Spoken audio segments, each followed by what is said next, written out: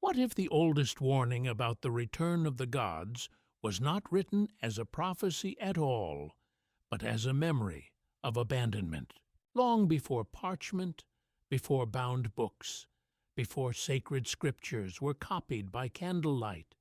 People in southern Mesopotamia pressed signs into wet clay. They did not imagine those tablets as treasures for museums. They were records, hymns, offerings, legal agreements, royal claims, temple accounts, lamentations, and stories meant to preserve the fragile order between heaven and earth. And hidden inside that world is one of the strangest ideas in ancient religion: the gods could leave, not merely become angry, not simply punish humanity. They could withdraw from cities, abandon temples, silence their favor, and allow the world they once ordered to fall into confusion. To modern ears, this sounds symbolic, a poetic way of explaining defeat, famine, invasion, or social collapse. And in many cases, historians do read these texts that way. But the ancient scribes wrote with a seriousness that is difficult to ignore. In their world, a city was not only streets and walls. A city was alive because a god lived there. The temple was not just a building, it was the god's house. The rituals were not decoration. They were maintenance for reality itself. So when a tablet says, "A god has abandoned a city," it is not describing a minor religious disappointment. It is describing cosmic failure. Why would a civilization place so much fear in divine absence? Picture the land between the Tigris and Euphrates rivers. The light is harsh. The fields depend on canals. The cities rise from the flat plain like artificial mountains of brick. Uruk, Ur, Nippur, Eridu, Lagash, Kish. Each city carries its own sacred identity, its own divine protector, its own temple economy, its own memory of beginnings. At the center stands the temple platform, rising above workshops, granaries, homes, and administrative buildings. Priests move through courtyards. Scribes sit with clay tablets on their laps. Offerings are prepared: bread, beer, oil, incense, animals, textiles. The god must be fed, clothed, honored, praised, and housed. This does not mean the people imagined their gods as ordinary humans with ordinary hunger. It means the divine presence required relationship. The city survived by keeping that relationship intact. This is where the mystery begins. In several Mesopotamian texts, especially city laments and mythic traditions, disaster is described not only as war or destruction, but as the removal of divine protection. The gods turn away. The divine word becomes silent. The sacred buildings lose their power. The storm of fate enters the city. The people cry out, but heaven does not answer. Ancient texts describe this as a terrifying reversal. The same gods who established kingship, agriculture, temples, and order could also permit chaos to return. Archaeologists can show us burned layers, broken walls, abandoned districts, collapsed political systems, and shifting populations. Historians can explain warfare, drought, economic stress, rebellion, imperial ambition, and environmental pressure. But the scribes who lived within that sacred worldview saw another dimension. They asked not only what destroyed a city, but why its god allowed destruction to happen. That question opens a door into the idea of the final sign. No known Sumerian tablet plainly says, in modern language, "Here is the final sign before the gods return." That would be a false claim. What the texts do preserve is more subtle and more haunting. They preserve patterns. A god departs. Order breaks. The temple is emptied. Kingship trembles. The people lament. Then, sometimes, restoration becomes possible. In other words, the sign is not a date. It is not a calendar prediction. It is not a single star appearing in the sky. In the world of the scribes, the sign begins when divine order is no longer recognized. But how would an ancient person know that order had failed? One answer appears in the emotional language of lamentation. The laments for destroyed cities do not speak like ordinary military reports. They sound like grief spoken to the universe. The city is personified as a wounded being. The temple is imagined as violated space. The goddess weeps. The people wander. The streets become silent. Festivals stop. Music disappears. The normal rhythms of sacred life are interrupted. Silence is one of the most powerful signs. Not silence as peace.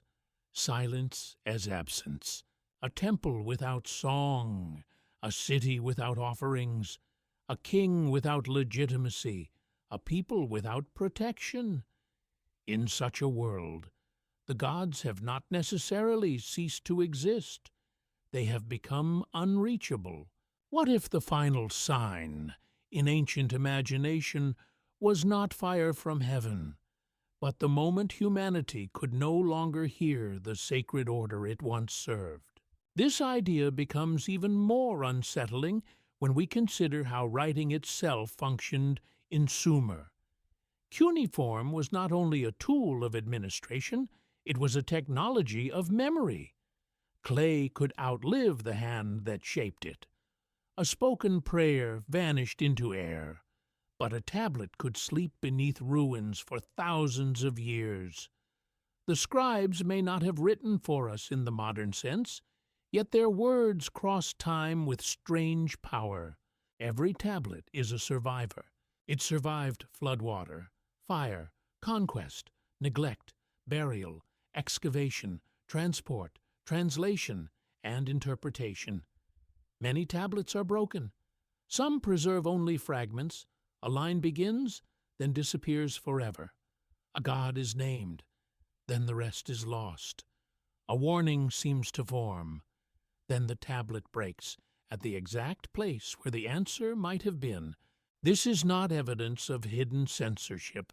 It is the reality of ancient material survival. But for a documentary journey, it creates a powerful feeling. The ancient world speaks, then falls silent, and that silence resembles the very theme preserved in the texts. The warning is incomplete. Among the great ideas of Mesopotamian religion is the concept that civilization depends on gifts from the divine realm. The arts of kingship, temple building, music, weaving, writing, law, ritual, and social order were not treated as casual human inventions. In mythic language, they belonged to the divine structure of the world. The Sumerians used the word me for powerful divine ordinances or cultural principles, though translating the term is difficult. These were not simple rules. They were the foundations that made civilized life possible. Here the mystery deepens. If the divine powers establish order, what happens when humans misuse that order? What happens when kings become violent, temples become empty, offerings become hollow, and sacred duties are forgotten? The texts do not answer this in one neat doctrine. Mesopotamian religion was not a single book with one final creed. It was a living tradition that changed across cities and centuries. Yet again and again the same anxiety appears. Order is fragile. This fragility is not only political, it is cosmic. The Sumerian world did not separate heaven, earth, and society the way modern people often do. A broken canal could mean failed administration, but it could also mean divine displeasure. A military defeat could reveal poor strategy, but also the withdrawal of a god's favor. A king's failure could become more than politics. It could become a crack in the bond between human rule and divine command. For modern historians, this is not proof that gods literally walked out of temples. It is evidence of how ancient people understood catastrophe. For modern interpreters, especially those drawn to mystery traditions, these texts suggest something more symbolic when humanity forgets the sacred responsibilities that hold civilization together. The gods return not as visitors from the sky, but as consequences. That interpretation is modern. It should be named as interpretation, but it is powerful because it respects the ancient pattern. The gods return when the absence becomes unbearable. Restoration begins when the broken relationship is acknowledged. The temple is rebuilt. The statue is restored. The rites begin again. The city remembers its name. Could the return of the gods, in this older sense, mean the return of order itself? There is another strange detail. The gods in Sumerian literature are not distant abstractions. They argue, decide, desire, command, withdraw, and intervene. They gather in assemblies. They assign destinies. They can be moved by lamentation, ritual, and divine negotiation. This gives the ancient world a dramatic tension. Nothing is automatic. Human beings live under powers greater than themselves, but those powers are not always predictable. A warning carved in clay would therefore not need to say, "The gods will return on this day." It could say something more terrifying when the bonds are broken. The world becomes ready for judgment, abandonment, or renewal. The final sign is the condition of the world. A city can look alive and still be spiritually empty. A temple can stand and still be abandoned. A king can sit on a throne and still lack divine favor. A civilization can master writing, irrigation, trade, and law, yet still fear that it has lost the invisible pattern that gave those achievements meaning. This is why the clay tablets feel so alive. They do not merely tell us what people believed, they reveal what people feared losing. They feared the departure of presence. They feared that the gods might look upon the cities, the rituals, the rulers, and the people, and decide that the bond had failed. And if the final sign was not a spectacular miracle, but a silence spreading through the sacred center of civilization, then one question remains carved into the darkness like a half-broken line of cuneiform. How would humanity know whether the gods had truly left, or whether we had simply forgotten how to recognize them? Why would a god abandon its own city? In the ancient imagination of Mesopotamia, this was not a small question. It was a wound at the center of existence. A city could lose a battle. A king could be defeated. Walls could fall. Canals could dry, and enemies could enter through broken gates. But the deepest terror was not the enemy outside the walls. It was the thought that the god inside the temple had already withdrawn. To the people of ancient Sumer, a destroyed city was not only a military failure, it was a sacred catastrophe. The temple was the heart of the city, the place where heaven touched earth.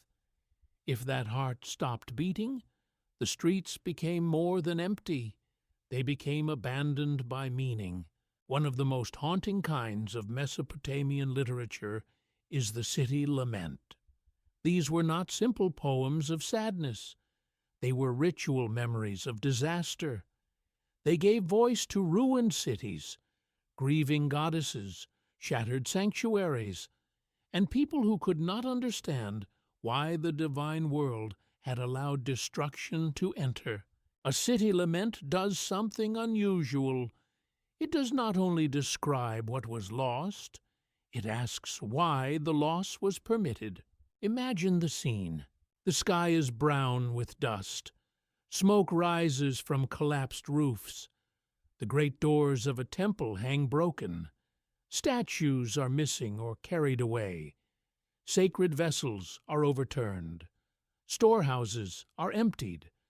The sound of music has disappeared from the courtyards. The festivals that once filled the streets with movement and color are silent. Families search through ruins. Priests stand before damaged shrines, unable to perform rites in the old way. Then the text gives the city a voice. The city mourns itself. This is where ancient storytelling becomes psychologically powerful. The ruin is not treated as a pile of bricks. It becomes a living being that has been wounded. The goddess who protects the city becomes a mother who cannot save her children. The people become orphans beneath a heaven that no longer answers. The lamentation over the destruction of Ur is one of the most famous examples from Mesopotamian tradition. It remembers the fall of Ur, a great city associated with the moon god Nana and the goddess Ningal. Historically, Ur was the center of the powerful Ur-3 state, which collapsed around the end of the 3rd millennium BCE. Historians connect this collapse with political instability, military pressure, movements of peoples, economic strain, and attacks from outside forces, including Elamite involvement.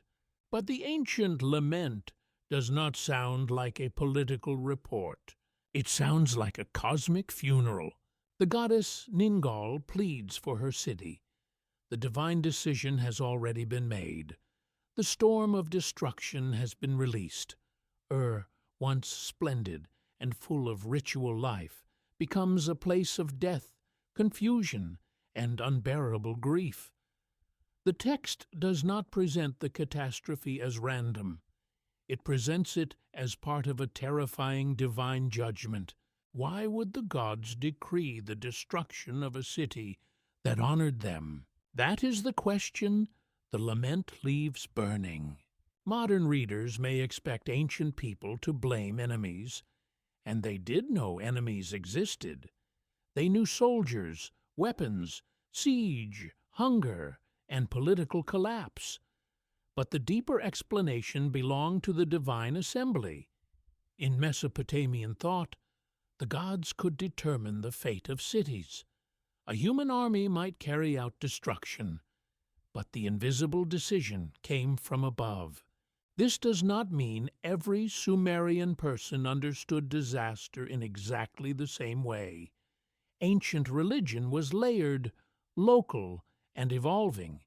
Still, the laments reveal a worldview in which earthly collapse mirrored a crisis in the divine order. The most frightening detail is that the gods do not always leave because they are powerless. They leave because destiny has turned. In the laments, divine abandonment often feels procedural, almost unbearable in its coldness. The command is issued, the fate is fixed, the protective presence is removed, the city is exposed. What follows may look like history, but inside the text, history is only the visible surface of a dapper decree. Could this be one of humanity's earliest attempts to explain why suffering can strike even sacred places? There is a tragic honesty in these texts. They do not pretend that temples guarantee safety. They do not claim that offerings always prevent disaster. They admit that a city beloved by its God can still fall. That makes them more disturbing than simple propaganda. They preserve the fear that devotion may not be enough when the great powers of fate move against the world. The abandoned city becomes a stage where theology, politics, grief, and memory all meet. Archaeology gives the silence a physical form. Excavations in Mesopotamian cities have uncovered layers of rebuilding, destruction, abandonment, and change. Temples were restored many times across centuries. Cities rose, declined, and rose again. Sacred districts were rebuilt over older sacred districts, as if each generation tried to repair not only architecture, but the broken relationship with the divine. This pattern matters. When a temple was restored, it was not just construction, it was renewal. The god's house was made fit again. Ritual order returned. Offerings resumed. The city could breathe. To rebuild was to say the bond was not permanently lost. But what if a city could not rebuild? What if the god did not return to the house prepared for him? The city lament holds that fear in its center. The ruined sanctuary is not only a memory of violence, it is a question about presence. Where did the god go? Was the departure punishment? Was it grief? Was it part of a cosmic rhythm humans could not understand? Some historians interpret these laments as part of royal and temple ideology. In this view, disaster literature helped explain political collapse while preserving belief in divine justice. If a great city fell, the event could be woven into a sacred framework.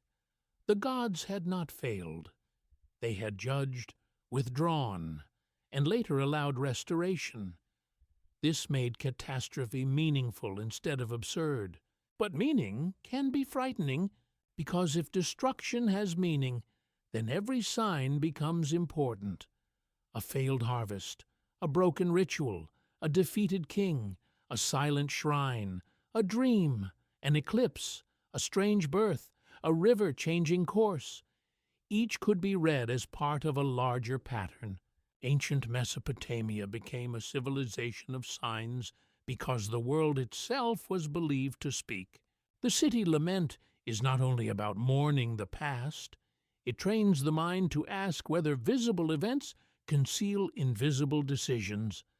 That is why the abandonment of cities matters so deeply to the mystery of divine return. A god who leaves may also return, but return requires recognition. The people must know what has been lost. Here the story grows darker. The gods do not always depart dramatically.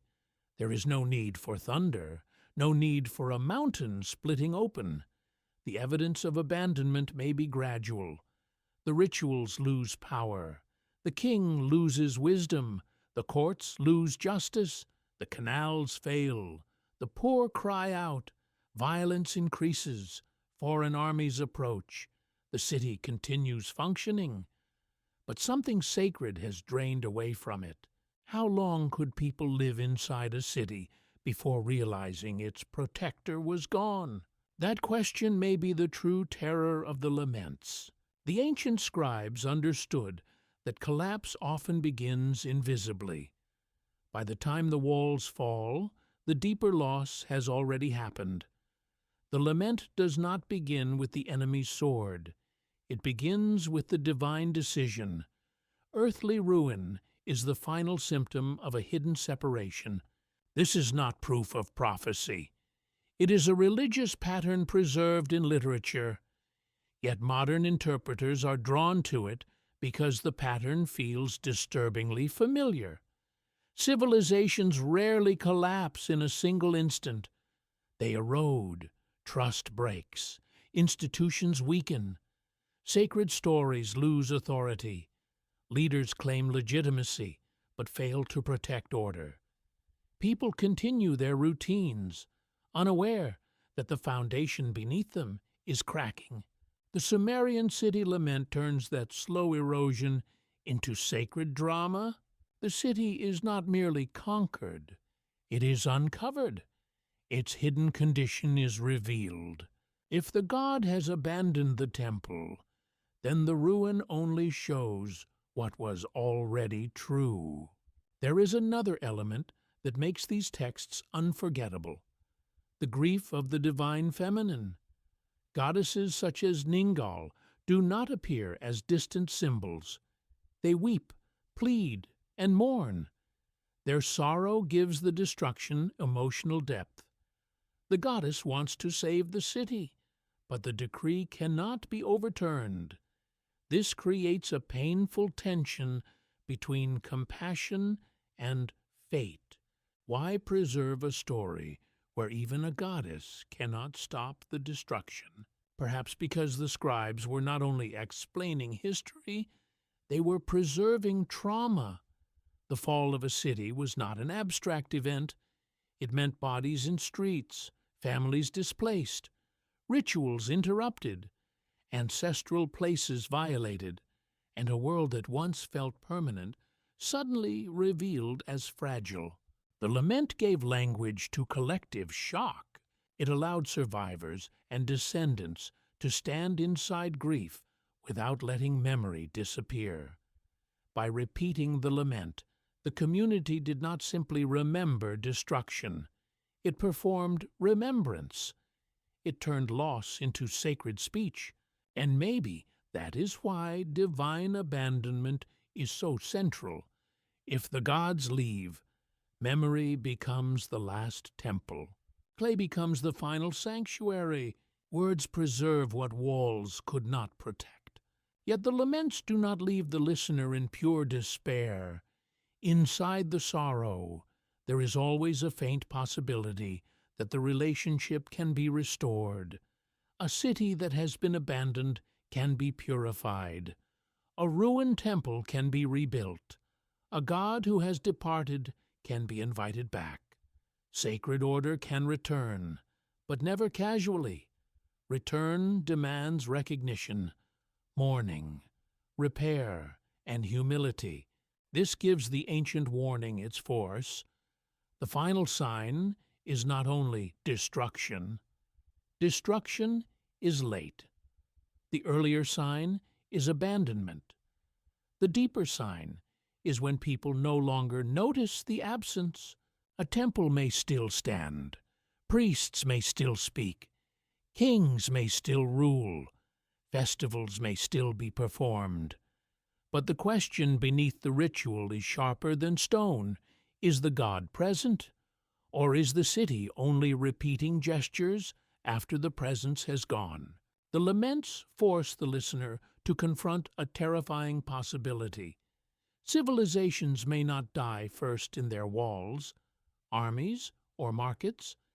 They may die first in their sacred center, when the bond between power and responsibility breaks, when worship becomes performance, when justice becomes memory, when the divine house remains standing but empty.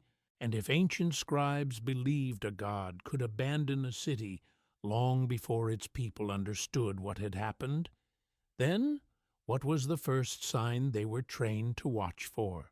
Who were the gods who made the decisions no human king could overturn? In the ancient texts of Mesopotamia, the gods do not always act alone.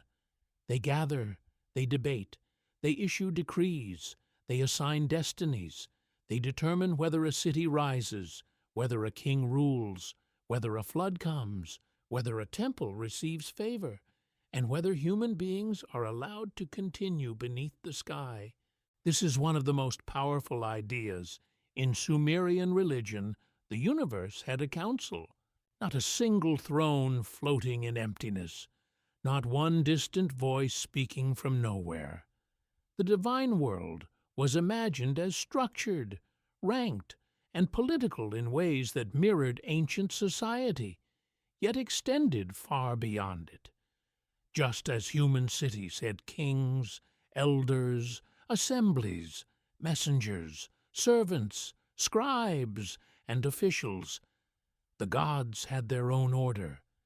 Their decisions shaped reality, and within that sacred structure appears one of the most mysterious names in ancient literature, the Anunnaki. The word is often surrounded today by speculation, fantasy, and modern theories that go far beyond what the tablets actually say. But in the ancient texts, the Anunnaki are not presented as visitors from another planet in the modern science fiction sense. They are divine beings connected with the great gods, divine authority, judgment, the underworld in some traditions, and the cosmic order that stands above ordinary humanity. What ancient texts describe is not simple. Sometimes the Anunnaki appear as a group of powerful deities. Sometimes they are associated with the divine assembly. Sometimes their role changes depending on language, period, city, and story.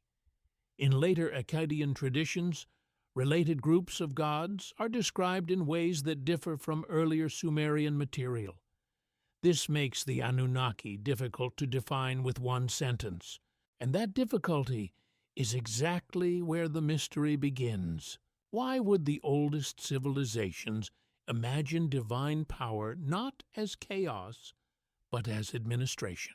The Sumerians lived in a world of records. Grain was counted, fields were measured, labor was assigned, offerings were listed, temples managed wealth, kings issued commands, scribes preserved transactions. Nothing about civilization was simple. It required order, memory, hierarchy, and constant maintenance. So when they imagined the divine realm, they did not imagine disorder. They imagined a cosmic version of their own world, but greater, older, and invisible. Above all was An, the sky god, whose name itself could mean heaven. An was ancient, remote, majestic, and associated with supreme authority. Enlil, connected with wind, command, and the power that separates and orders the world, became one of the most important deities in Mesopotamian religious imagination. Enki, lord of wisdom, fresh waters, craftsmanship, magic, and clever solutions, often appears as the god who understands hidden knowledge and intervenes when rigid decrees threaten life. Ninhursag, Inanna, Utu, Nana, and many others fill the divine landscape with personality, force, and sacred function. This was not a small pantheon. It was a living universe of powers. But the divine assembly matters because it transforms myth into cosmic politics. The gods decide. The gods argue. The gods can disagree. A decree may be issued by one power, softened by another, carried by a messenger, interpreted by a priest, or resisted through ritual. The divine world is not silent stone. It is alive with will. Could the final sign of divine return be hidden in the moment when the council becomes silent? In Sumerian and later Mesopotamian stories, the assembly of gods often appears at moments of crisis, when destinies must be fixed, when kingship must be granted, when catastrophe approaches, when the balance between gods and humans becomes unstable. The divine council becomes the unseen center of events. The fascinating thing is that human beings rarely stand inside this council as equals. They experience its decisions from below. A king may receive favor. A priest may interpret signs. A hero may be warned through dreams. But the highest decision belongs elsewhere. This creates a deep emotional tension. Humans live inside consequences whose full causes they cannot see. That tension appears again and again in ancient literature. People suffer, but do not know the entire reason. A city falls, but the decree was made in heaven. A king rises, but his legitimacy was assigned by powers beyond human debate. A flood comes, but only certain beings know what has been decided. This is not prophecy in the modern sense. It is a worldview in which reality is governed by hidden decisions. And if reality is governed by hidden decisions, then signs become essential. A sign is not merely a superstition. In Mesopotamian thought, a sign may be a leak in the wall between the visible and invisible worlds. The gods do not always explain themselves directly. Instead, the world shows hints. The sky changes, animals behave strangely, dreams disturb the sleeper, the liver of a sacrificed animal is examined, a star appears in a troubling position, a king hears an omen before battle. The council may be invisible, but its decisions leave marks. Here the Anunnaki become especially intriguing, because they often appear not as warm personal gods of daily devotion, but as a collective presence heavy with authority. A group of divine powers is more frightening than a single figure because it suggests system, law, and inevitability. One god might be persuaded. A council suggests decree. What happens when a decree has already been sealed? Ancient texts often place destiny at the center of divine power. The ability to decree fate is not merely prediction. It is command over what will become real. To assign destiny is to give shape to the future. Temples, kings, cities, and even cosmic boundaries depend on such decrees. The phrase, tablet of destinies, appears in later Mesopotamian mythic tradition, especially in stories connected with divine authority and cosmic order. It should not be treated as a simple historical object. It belongs to mythic language. Yet, symbolically, it expresses a breathtaking idea. Reality itself is written. For a civilization of scribes, this image is unforgettable. If humans write contracts, accounts, hymns, and royal inscriptions on tablets, the gods write destiny on a cosmic tablet. Human writing records what has happened or what must be done. Divine writing establishes what must be. This is where archaeology and mythology meet in the imagination. Archaeologists recover actual tablets from the earth, broken and burned and buried. Myths speak of divine tablets that command existence. One is physical evidence, the other is sacred story. But together they reveal how deeply Mesopotamia trusted writing as a force of order. The scribe on earth becomes a faint reflection of the divine ordering mind.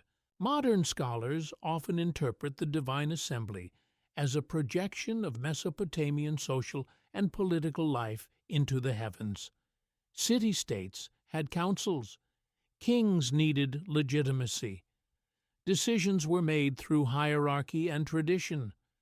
So the gods were imagined as an exalted assembly whose authority explained the fragile order of human society. That interpretation is useful, but it does not exhaust the mystery. Myth does not merely copy society. Myth magnifies society's deepest fears, and Mesopotamia feared disorder. It feared floodwater breaking canals. It feared enemies from the mountains. It feared famine. It feared disease. It feared unjust kings. It feared rituals performed wrongly. It feared the collapse of memory. Beneath all these fears was one greater anxiety. What if the powers that hold the world together withdraw their decree? The divine assembly answered that fear by giving order a source, yet it also created another fear. If order depends on divine decision, then humanity is never fully secure.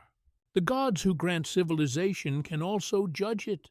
This is why the Anunnaki are so compelling for modern audiences. They stand at the edge of a question that has never disappeared. Is human history guided by visible causes alone, or are civilizations shaped by deeper patterns we only partially understand? Ancient texts answer in mythic language. Historians answer through evidence. Archaeologists answer through ruins, artifacts, and settlement patterns. Modern interpreters sometimes answer through psychology, seeing the gods as personifications of powers within the human mind: authority, fear, memory, desire, judgment, and the unknown. Each perspective reveals something different. The ancient account says the gods were real powers who governed fate. The historical perspective says Mesopotamians created religious systems that explained and legitimized political order. The psychological perspective suggests the divine council represents the human experience of living under forces greater than individual control. The mystery tradition asks whether ancient myth preserves a memory of contact, knowledge, or warning that later ages have misunderstood. The danger is mixing these perspectives without warning. The tablets do not prove modern alien theories. They do not give a simple timetable for a physical return of sky beings, but they do preserve a worldview in which humanity is never alone at the center of existence. Above the human world is a realm of decision. Beneath human confidence is dependence. Behind history is decree. And maybe this is why the silence of the divine council feels so ominous. A loud God can be feared. An angry God can be appeased.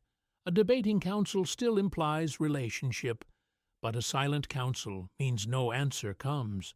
No decree is heard. No destiny is clearly restored. The king speaks, but heaven does not confirm him. The priests perform, but no sign brings comfort.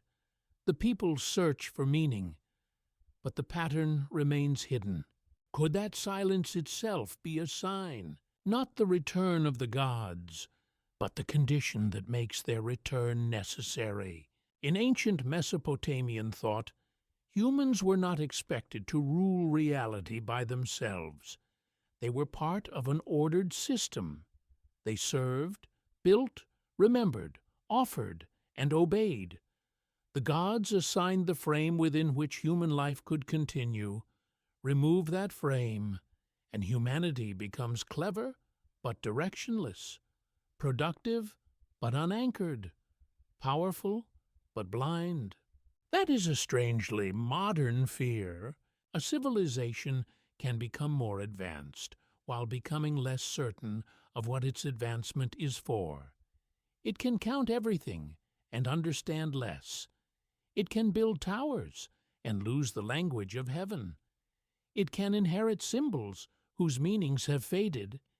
It can repeat names of ancient gods as entertainment, never realizing that those names once carried the weight of judgment. The Anunnaki, stripped of exaggeration, remain mysterious enough, not because they must be forced into modern theories, but because they represent something older and more unsettling: the idea that humanity's fate was once imagined as a decision made elsewhere. And if the divine council once gave kingship, order, knowledge, and destiny to the world, then the most troubling question is not whether the Anunnaki will return in the way modern imagination expects, but what sign would reveal that the council has begun to speak again. What kind of power could fall from heaven? The Sumerian king list begins with one of the most astonishing claims preserved from ancient Mesopotamia. It does not introduce kingship as a human invention, slowly developed through politics, warfare, agriculture, and social organization. It presents kingship as something that descended. Kingship came down from heaven. That sentence is simple, but it opens a vast mystery. It suggests that rule was not merely arranged among ambitious men. It was granted from above. Authority had a sacred origin. A king did not simply command because he had soldiers wealth, or inheritance, at least in royal ideology. He ruled because kingship itself belonged to a divine order. But if kingship could descend from heaven, could it also be taken back?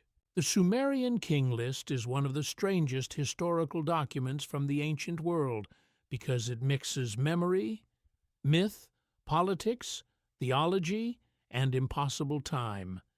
It records a sequence of cities where kingship supposedly resided.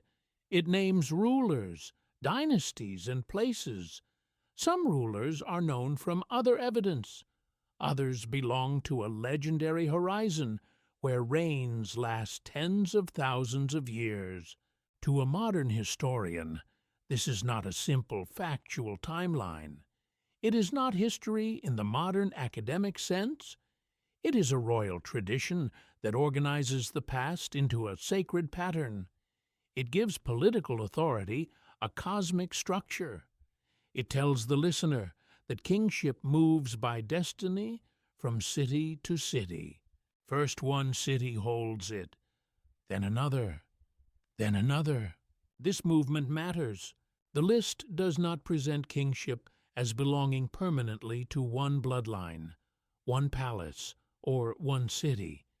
It flows, it is transferred, it can be lost. A city can become the center of the world because kingship rests there, then fall into obscurity when kingship moves elsewhere. Imagine living in a world where political power was not only a human contest, but a visible sign of invisible favor. When your city ruled, the heavens had chosen it. When your city fell, heaven had turned. The king list gives this idea a structure. It turns centuries of rivalry among city-states into a sacred sequence. The human world becomes a stage on which divine authority appears, withdraws, and reappears. Why would ancient scribes preserve such a pattern? One answer is political. Kings needed legitimacy. A ruler who could place himself within a long but divinely guided chain of kingship gained more than prestige. He gained cosmic validation. He could claim to be part of an order older than his own palace. Another answer is psychological. The movement of kingship helped explain instability. Mesopotamian cities rose and fell. Dynasties ended. Enemies invaded. A ruler who seemed invincible could vanish from memory in a few generations. By saying kingship moved according to divine will, the tradition transformed political chaos into sacred design. But the text also preserves something more haunting, the possibility that human order depends on a gift that humans do not own. Kingship is received. That means kingship can be removed. In the ancient world, kings were expected to maintain justice, support temples, protect cities, lead armies, manage resources, and preserve the bond between people and gods. A king was not only a political chief, he was a sacred functionary of order. His success or failure had cosmic meaning. If the king failed, the failure could not remain private. It could stain the city. It could endanger the people. It could signal that the divine pattern had shifted. This is where the title king becomes more mysterious than it first appears. A modern person may hear the word and imagine luxury, power, conquest, and inherited privilege. But in Mesopotamian thought, kingship was burdened with ritual responsibility. The king stood beneath the gods, even while standing above other humans. His greatness came with danger. If he claimed too much, failed justice, ignored sacred duty, or ruled without favor, he could become a sign of disorder rather than order. What if the final sign of divine return begins when rulers still possess power, but no longer carry sacred responsibility? The Sumerian king list intensifies this question through its treatment of the flood. In the text, there is a sequence of kings before the flood. Then the flood sweeps over the world, and afterward kingship descends again. This pattern is extraordinary. Kingship exists. Catastrophe interrupts it. Then kingship is restored. The world does not simply continue. It is broken and re-established. To historians, the flood in this tradition belongs to Mesopotamian mythic memory and literary theology. It may reflect ancient experiences of devastating floods in river civilizations, but the enormous scale described in myth belongs to sacred story, not archaeological proof of one global event as described in literal terms. The important point is not only water, the important point is interruption. A divine institution can be interrupted by catastrophe. Then it can return. That return is not casual. It signals a renewed ordering of the world. After disaster, humanity cannot simply resume as if nothing happened. Kingship must descend again. Authority must be reconnected to heaven. The king list therefore preserves a pattern of divine withdrawal and restoration at the level of government itself. Temples may be abandoned, cities may fall, but kingship too can disappear into crisis and reappear under divine sanction. This turns politics into a sign system. A stable ruler may suggest cosmic order. A chaotic throne may suggest disturbance. A false king may represent broken legitimacy. A city claiming kingship may be claiming not only earthly dominance, but heavenly recognition.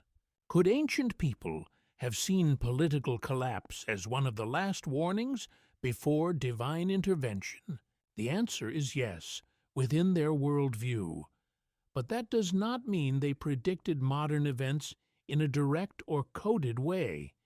It means they understood power as sacred. When power became unstable, the instability was not merely administrative. It pointed toward the invisible structure of existence. The king list also contains a fascinating tension between memory and exaggeration. Some early reigns are impossibly long by modern standards. Kings rule for thousands or tens of thousands of years. Later reigns become more human in scale.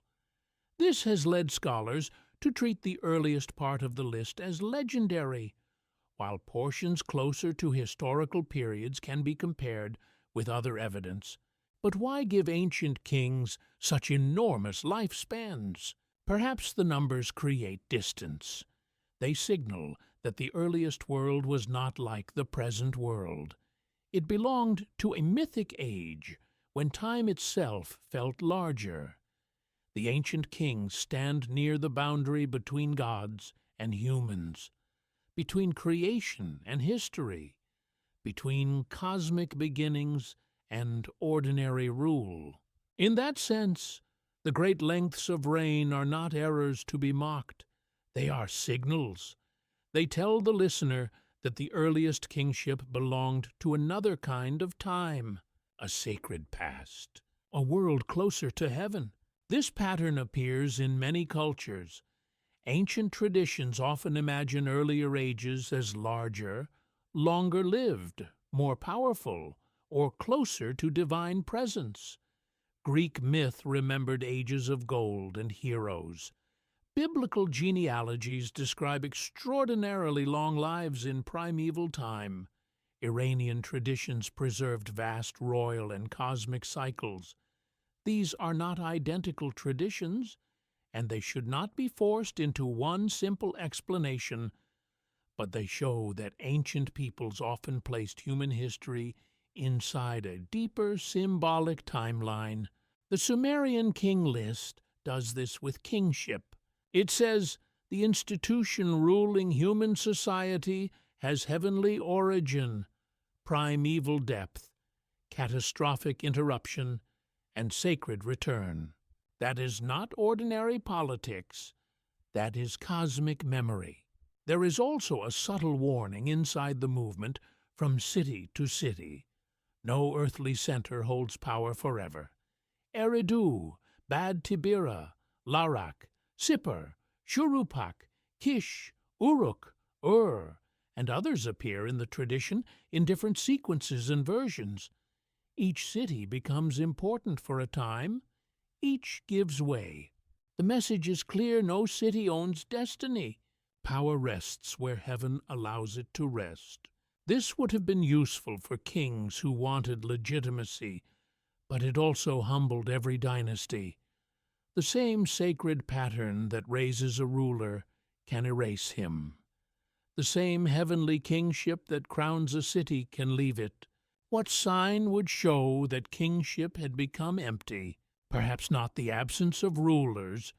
Human history never lacks people who desire power. The sign would be stranger. It would be rule without legitimacy, command without justice, authority without wisdom, throne without sacred weight.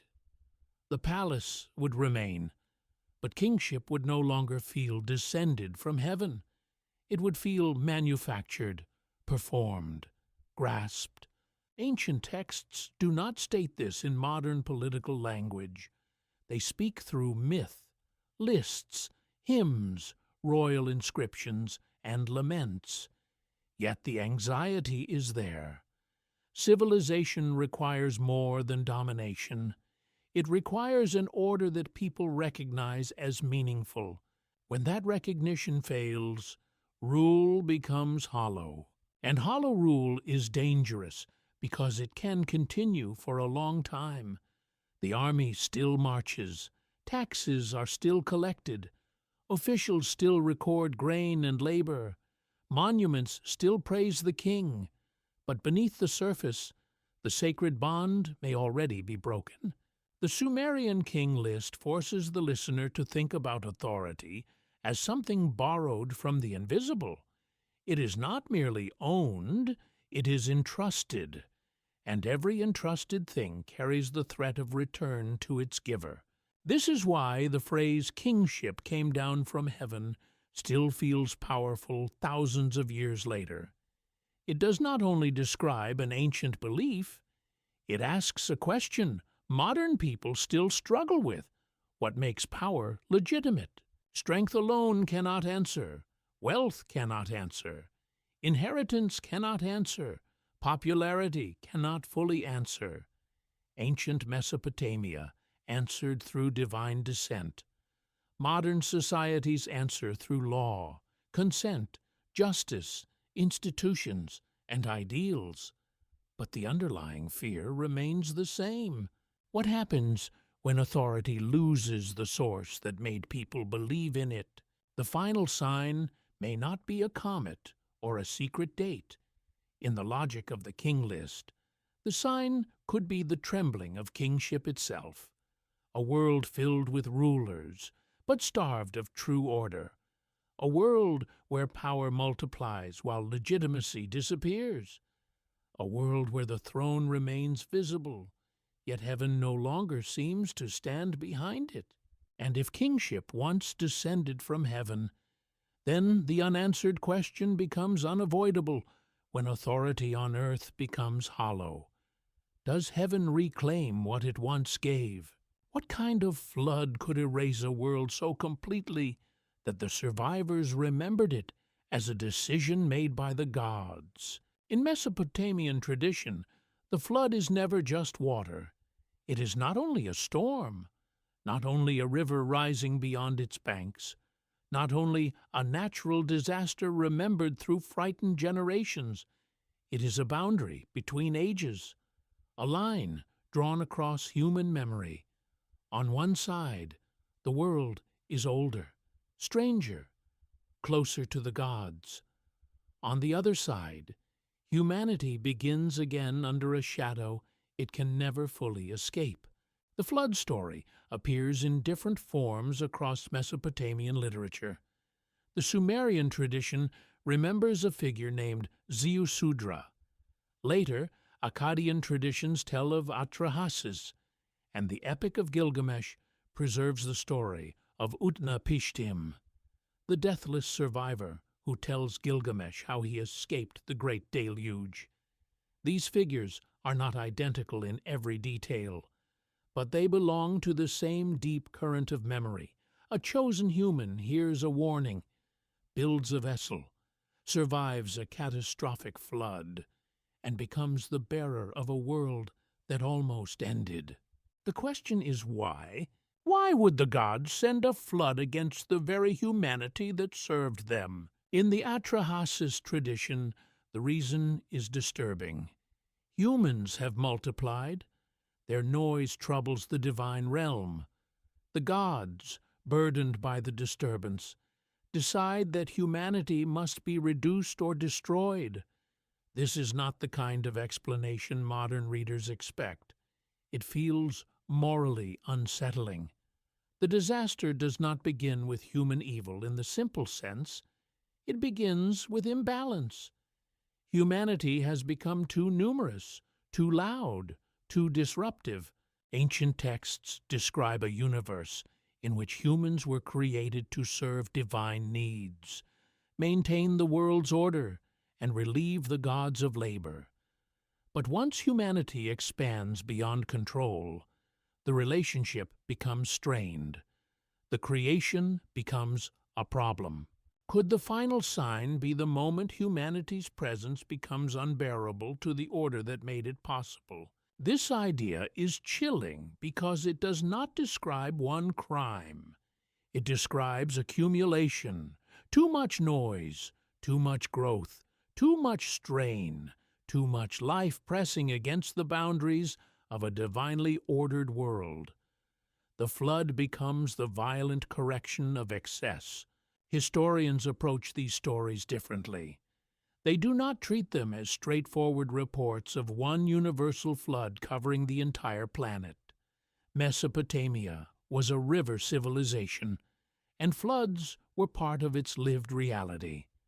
The Tigris and Euphrates could nourish fields, fill canals, and sustain cities, but they could also destroy homes, drown crops, ruin storage, and bury settlements beneath silt.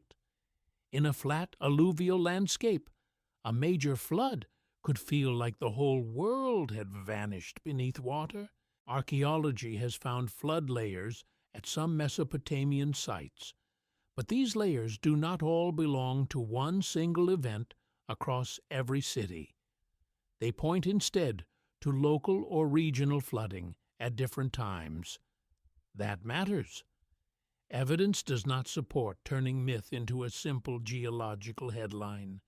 Yet the physical memory of devastating floods may have helped shape stories that became cosmic in scale. The ancient account transforms environmental terror into sacred meaning. Water is not only water, it is uncreation. In Mesopotamian imagination, the ordered world depends on boundaries: sky above, earth below, fresh water beneath, rivers controlled through canals, fields separated from marsh, cities raised from mud. A flood breaks boundaries. It dissolves roads, walls, fields, graves, and names. It turns cultivated land back into chaos. That is why the flood is so powerful as a mythic image. It does not merely kill, it erases distinctions. It makes civilization disappear into the substance from which it first emerged. Picture a city before dawn. The canals are already swollen. The reeds bend under wind. Animals cry out in the dark. Families climb rooftops with children in their arms. Clay walls soften. Granaries split. Boats tear loose. The river is no longer a river. It is a moving sky of mud, swallowing streets, courtyards, tablets, tools, and bones. What would memory preserve from such a night? Not measurements, not careful analysis. It would preserve fear. It would preserve the sound. It would preserve the belief that the world had been judged. In the flood traditions, the chosen survivor is warned through divine knowledge. In some versions, the warning is indirect, secretive, or given through a wall or dreamlike communication. This detail is extraordinary. The gods have decided destruction, yet one divine figure preserves life by allowing a human to know what is coming. The flood is therefore not only judgment, it is conflict within the divine world. One side decrees destruction, another protects continuity. This tension is essential. If all gods desired complete annihilation, there would be no survivor. If no god allowed warning, no memory would remain. The existence of the story itself depends on mercy slipping through secrecy. What if humanity survives, not because it deserves survival, but because one voice in the unseen world refuses total erasure? The vessel becomes a floating memory chamber. It carries life through the collapse of order. Animals, family, seed, craft, and ritual knowledge are preserved inside a fragile structure surrounded by chaos.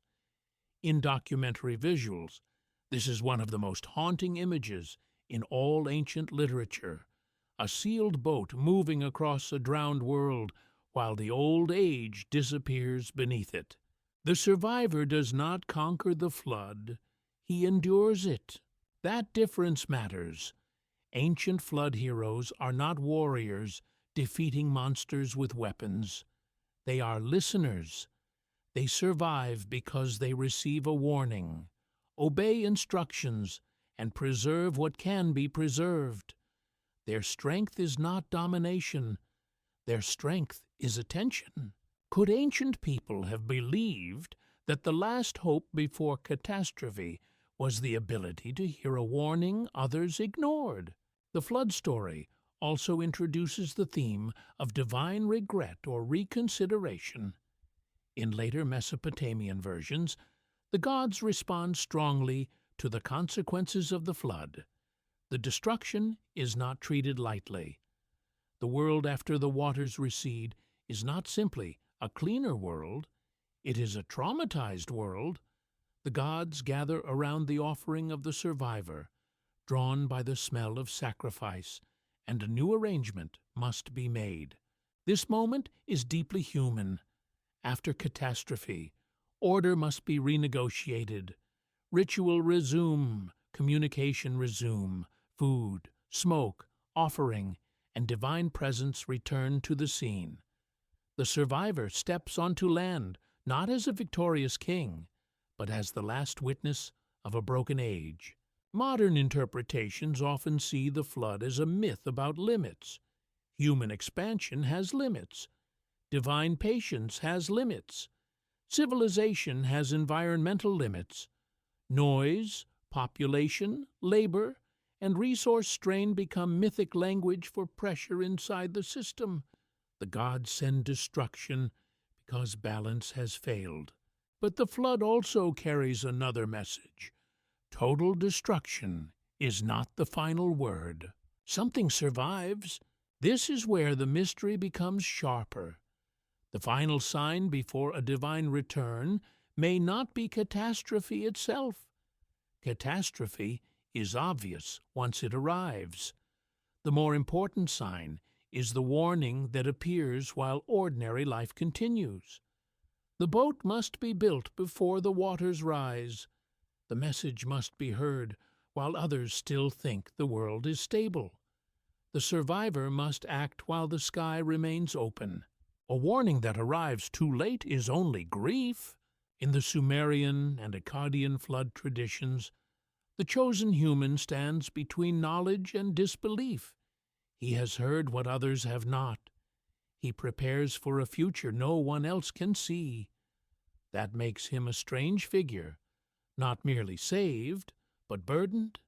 He must live with the memory that he knew the world was ending while the world continued around him. Imagine the loneliness of that knowledge. The city still trades, bread still bakes, children still play, workers still carry baskets of clay, priests still perform ritual, merchants still argue over goods. The river moves as it always has, yet somewhere, hidden in the mind of one human, the age has already ended. This is the emotional center of the flood mystery. The final sign may be recognized by very few, not because it is hidden in a code, but because people do not believe the pattern until the waters arrive. Comparative religion shows that flood stories appear in many ancient cultures, including Mesopotamian, Biblical, Greek, Indian, and other traditions. These stories are not all the same, and should not be forced into one origin without care. Some may reflect shared literary inheritance. Some may reflect common human experience with water disasters.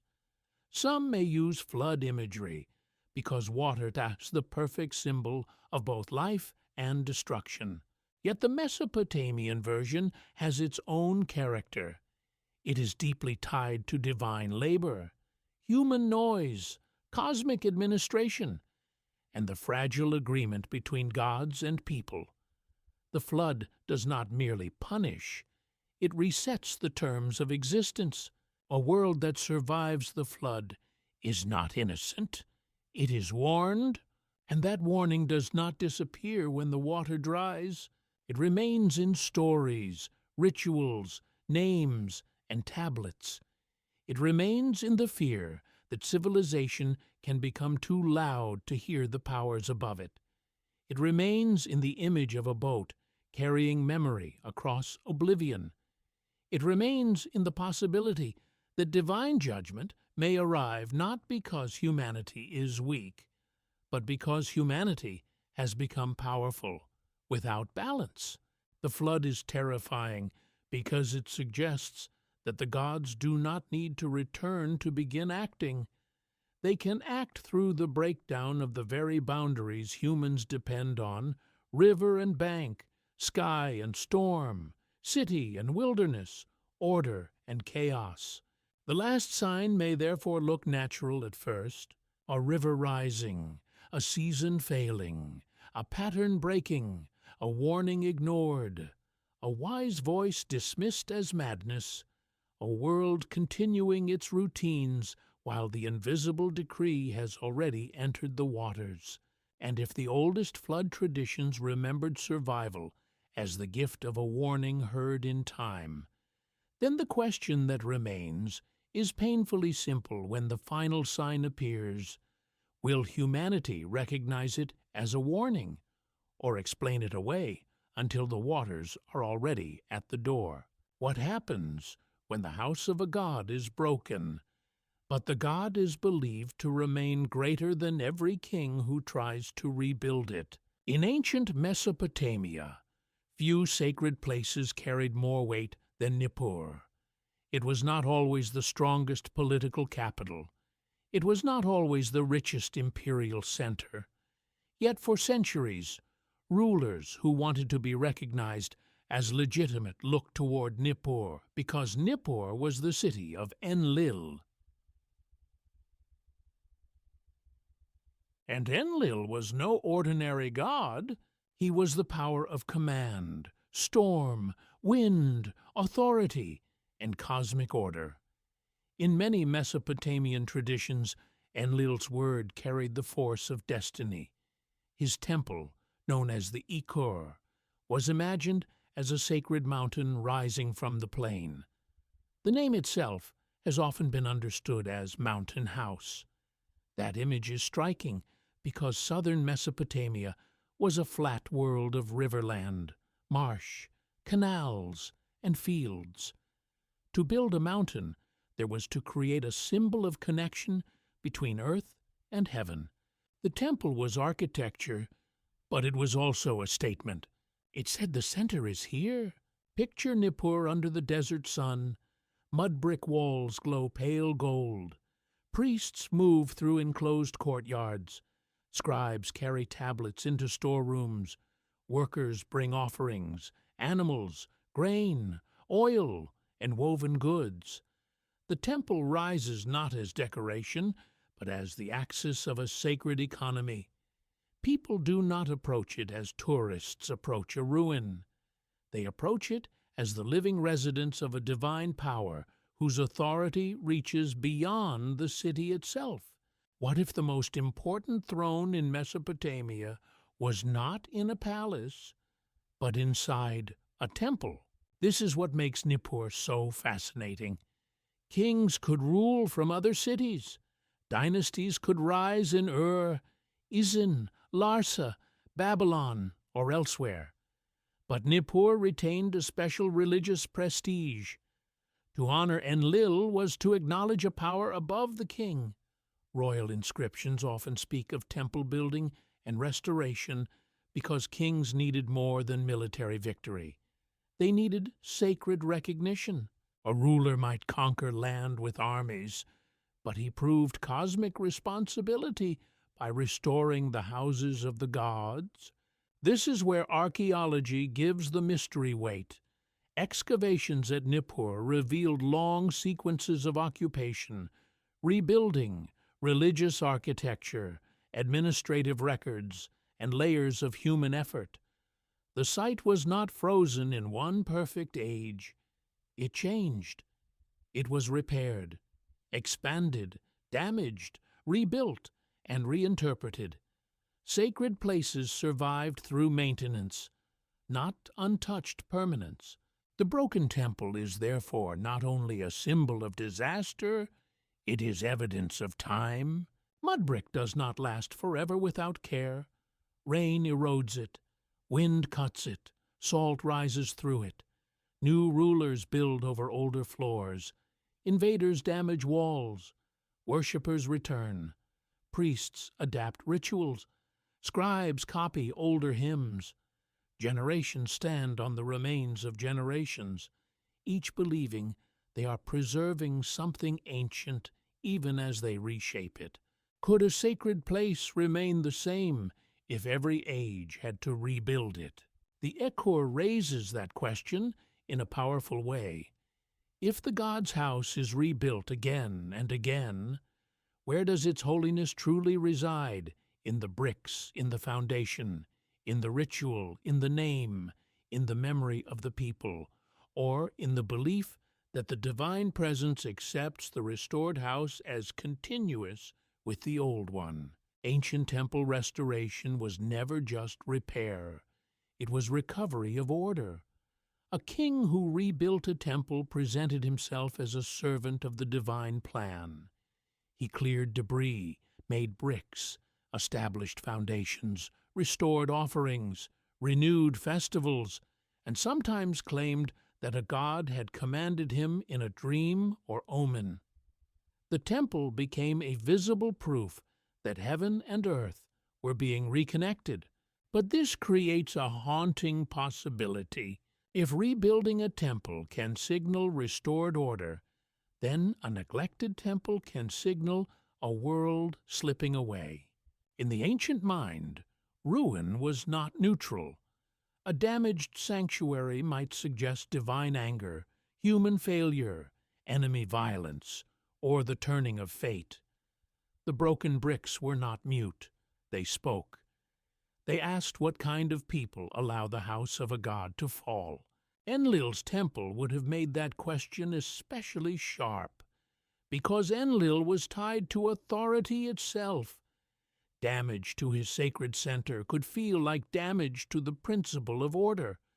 Not simply one cult interrupted, but the cosmic chain of command weakened.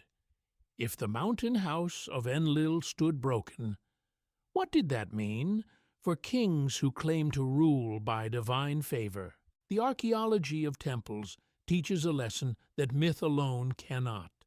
Sacred worlds require labor. Someone had to make the bricks. Someone had to carry reeds and timber. Someone had to record rations. Someone had to organize workers. Someone had to maintain walls, altars, gates, roofs, drains, storerooms, and courtyards. The divine house depended on human hands, yet those hands believed they were serving something far beyond themselves. This is one of the great paradoxes of Mesopotamian religion. The gods are mighty, yet humans feed their temples. The gods determine fate, yet their statues are washed, dressed, and carried. The gods command kings, yet kings build their houses. Divine presence and human responsibility are locked together. What happens when that responsibility fails? Modern historians interpret temple building as religious devotion, political messaging, economic organization, and royal propaganda all at once. A king who restored Nippur could claim continuity with revered tradition. He could show wealth, piety, administrative control, and obedience to the gods. Temples were also major economic institutions, holding land, employing workers, storing goods, and shaping city life. But for the people inside that world, these layers were not separate. Economy served religion. Politics served cosmic legitimacy. Architecture served presence.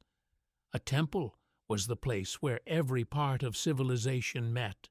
The broken temple therefore becomes one of the most powerful signs in the ancient imagination, not because every crack means apocalypse, not because every ruin hides a prophecy, but because the temple is the visible body of an invisible relationship. When it stands cared for, the relationship appears alive. When it decays, the relationship becomes questionable. Imagine a priest entering a courtyard at dawn and seeing weeds where offerings once passed. A gate no longer opens cleanly. A wall leans. The floor has lost its pattern. Birds nest in places where incense once rose. The old hymns are still remembered, but fewer voices sing them.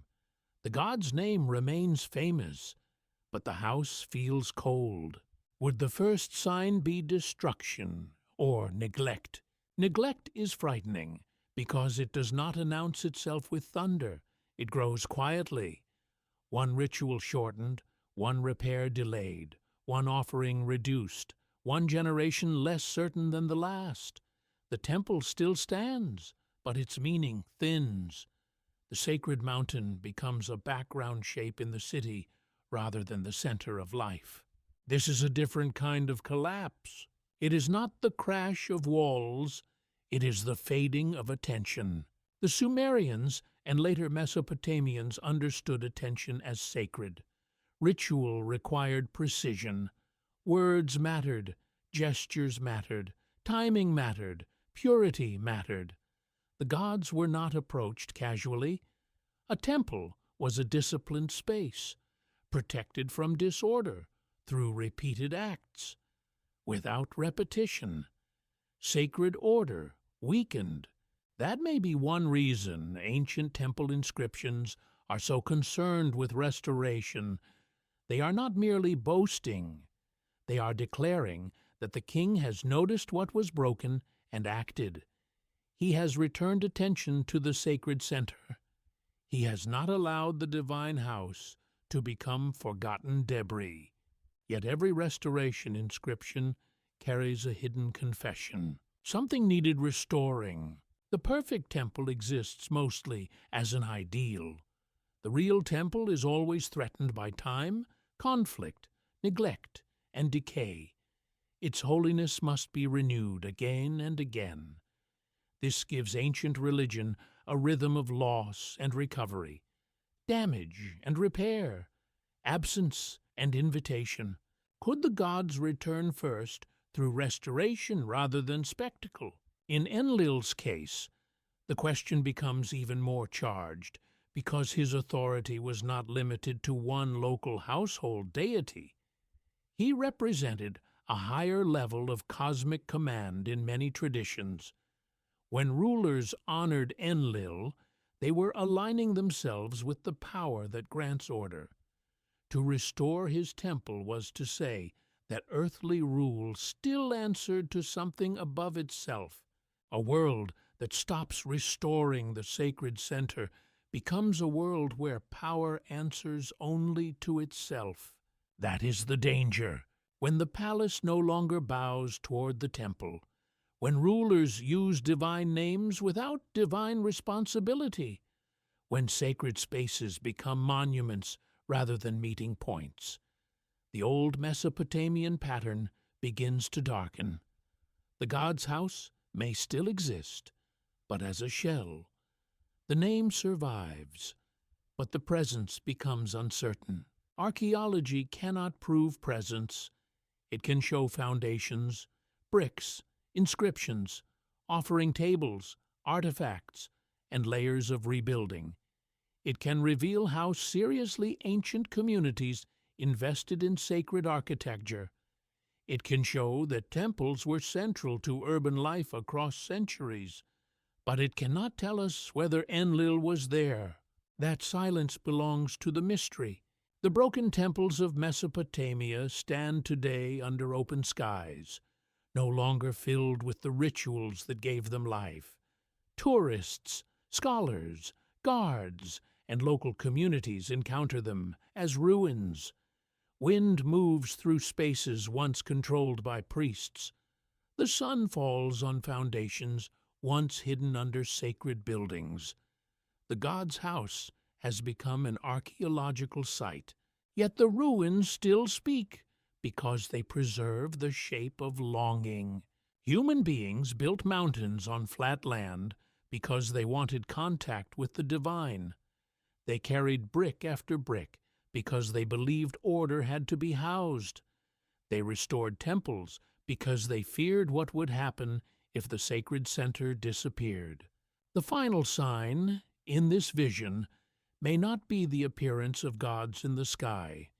It may be the condition of their houses on earth. Are the centers of meaning tended, or abandoned? Are the bonds restored, or left to crack?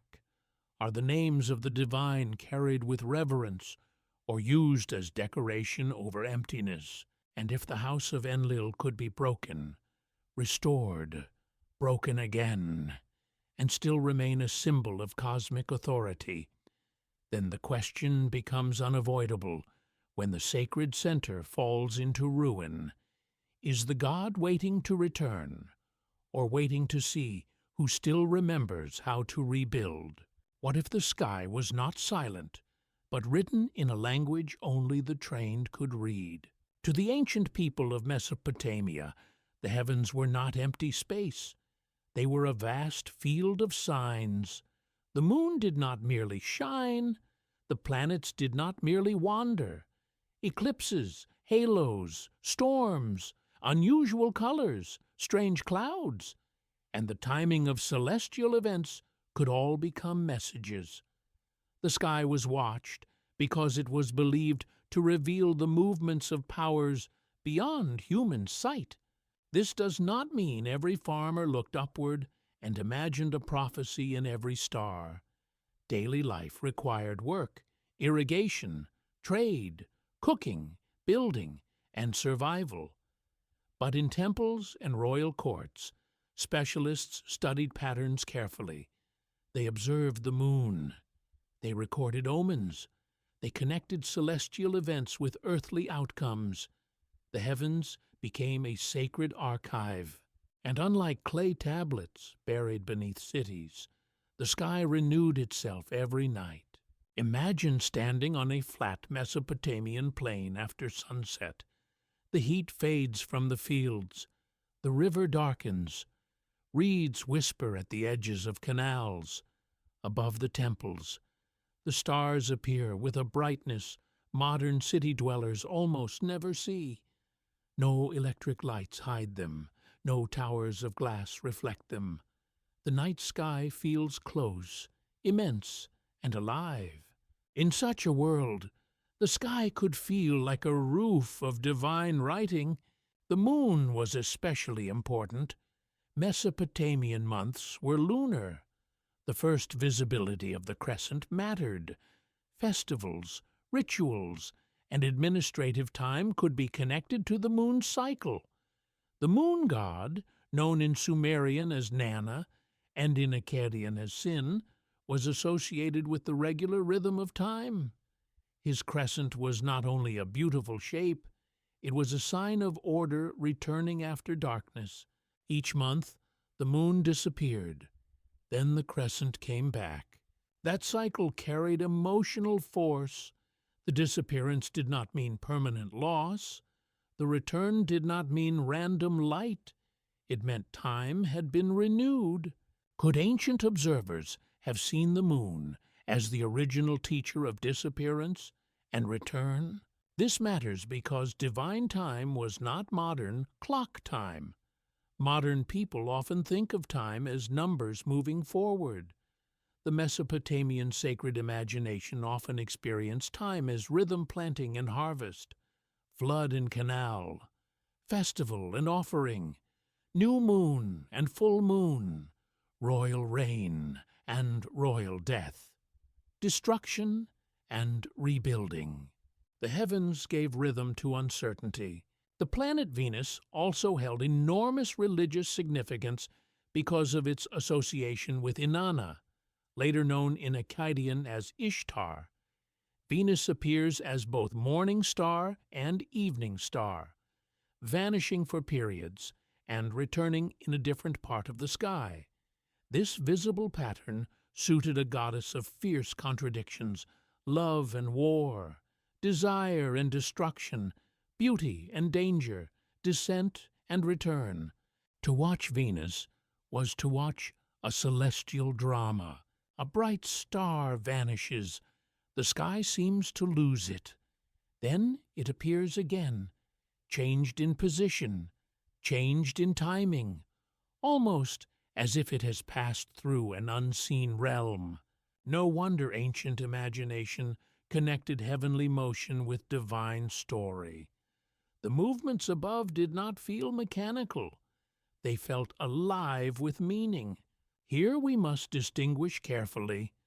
Early Sumerian religion honored astral deities and paid attention to celestial rhythms, but the highly developed omen literature known from later Mesopotamian scholarship grew especially in Akkadian, Babylonian, and Assyrian contexts.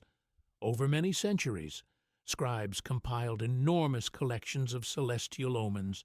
They watched eclipses, planetary positions, lunar appearances, and unusual sky events, then interpreted them as warnings for kings, cities, enemies, harvests, and states. The sky became political. An eclipse was not simply an eclipse. It might signal danger to a king. A strange appearance of the moon might raise concern for the land. The path of a planet might be read as a sign affecting war or royal stability. The heavens were not only beautiful, they were consequential. Why would rulers fear the sky? Because kingship depended on order, and the sky was the most majestic image of order available. The stars returned according to patterns. The moon followed its cycle. The sun rose with terrifying reliability. If something strange happened above, it could feel like a disturbance in the cosmic structure that supported rule below. A king could silence a critic. He could punish rebels. He could command armies. But he could not command an eclipse to stop. This made celestial signs powerful. They stood beyond royal control. The ancient scholar who interpreted the sky therefore occupied a dangerous position. He served power, but he also read signs that could threaten power. If the heavens warned of danger to the king, the message had to be handled carefully. The interpreter was not merely an astronomer in the modern sense, nor merely a fortune-teller in the modern sense. He belonged to a learned tradition in which observation, ritual, theology, and statecraft were intertwined. The sky had become part of government. This is one of the most fascinating developments in Mesopotamian culture. The same civilization that counted grain and measured fields also tracked celestial events with remarkable discipline. Practical record-keeping and sacred interpretation existed together. Observation did not remove mystery. It sharpened it. The more carefully the heavens were watched, the more meaningful deviations became. Modern astronomy explains eclipses through predictable alignments of the sun, moon, and earth. It explains planetary motion through celestial mechanics.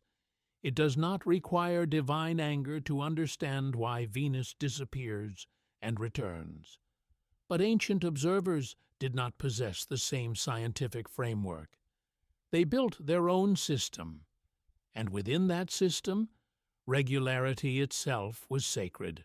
A predictable sky meant the cosmos was ordered. An unusual sky demanded interpretation. This is where the idea of a final sign becomes especially compelling.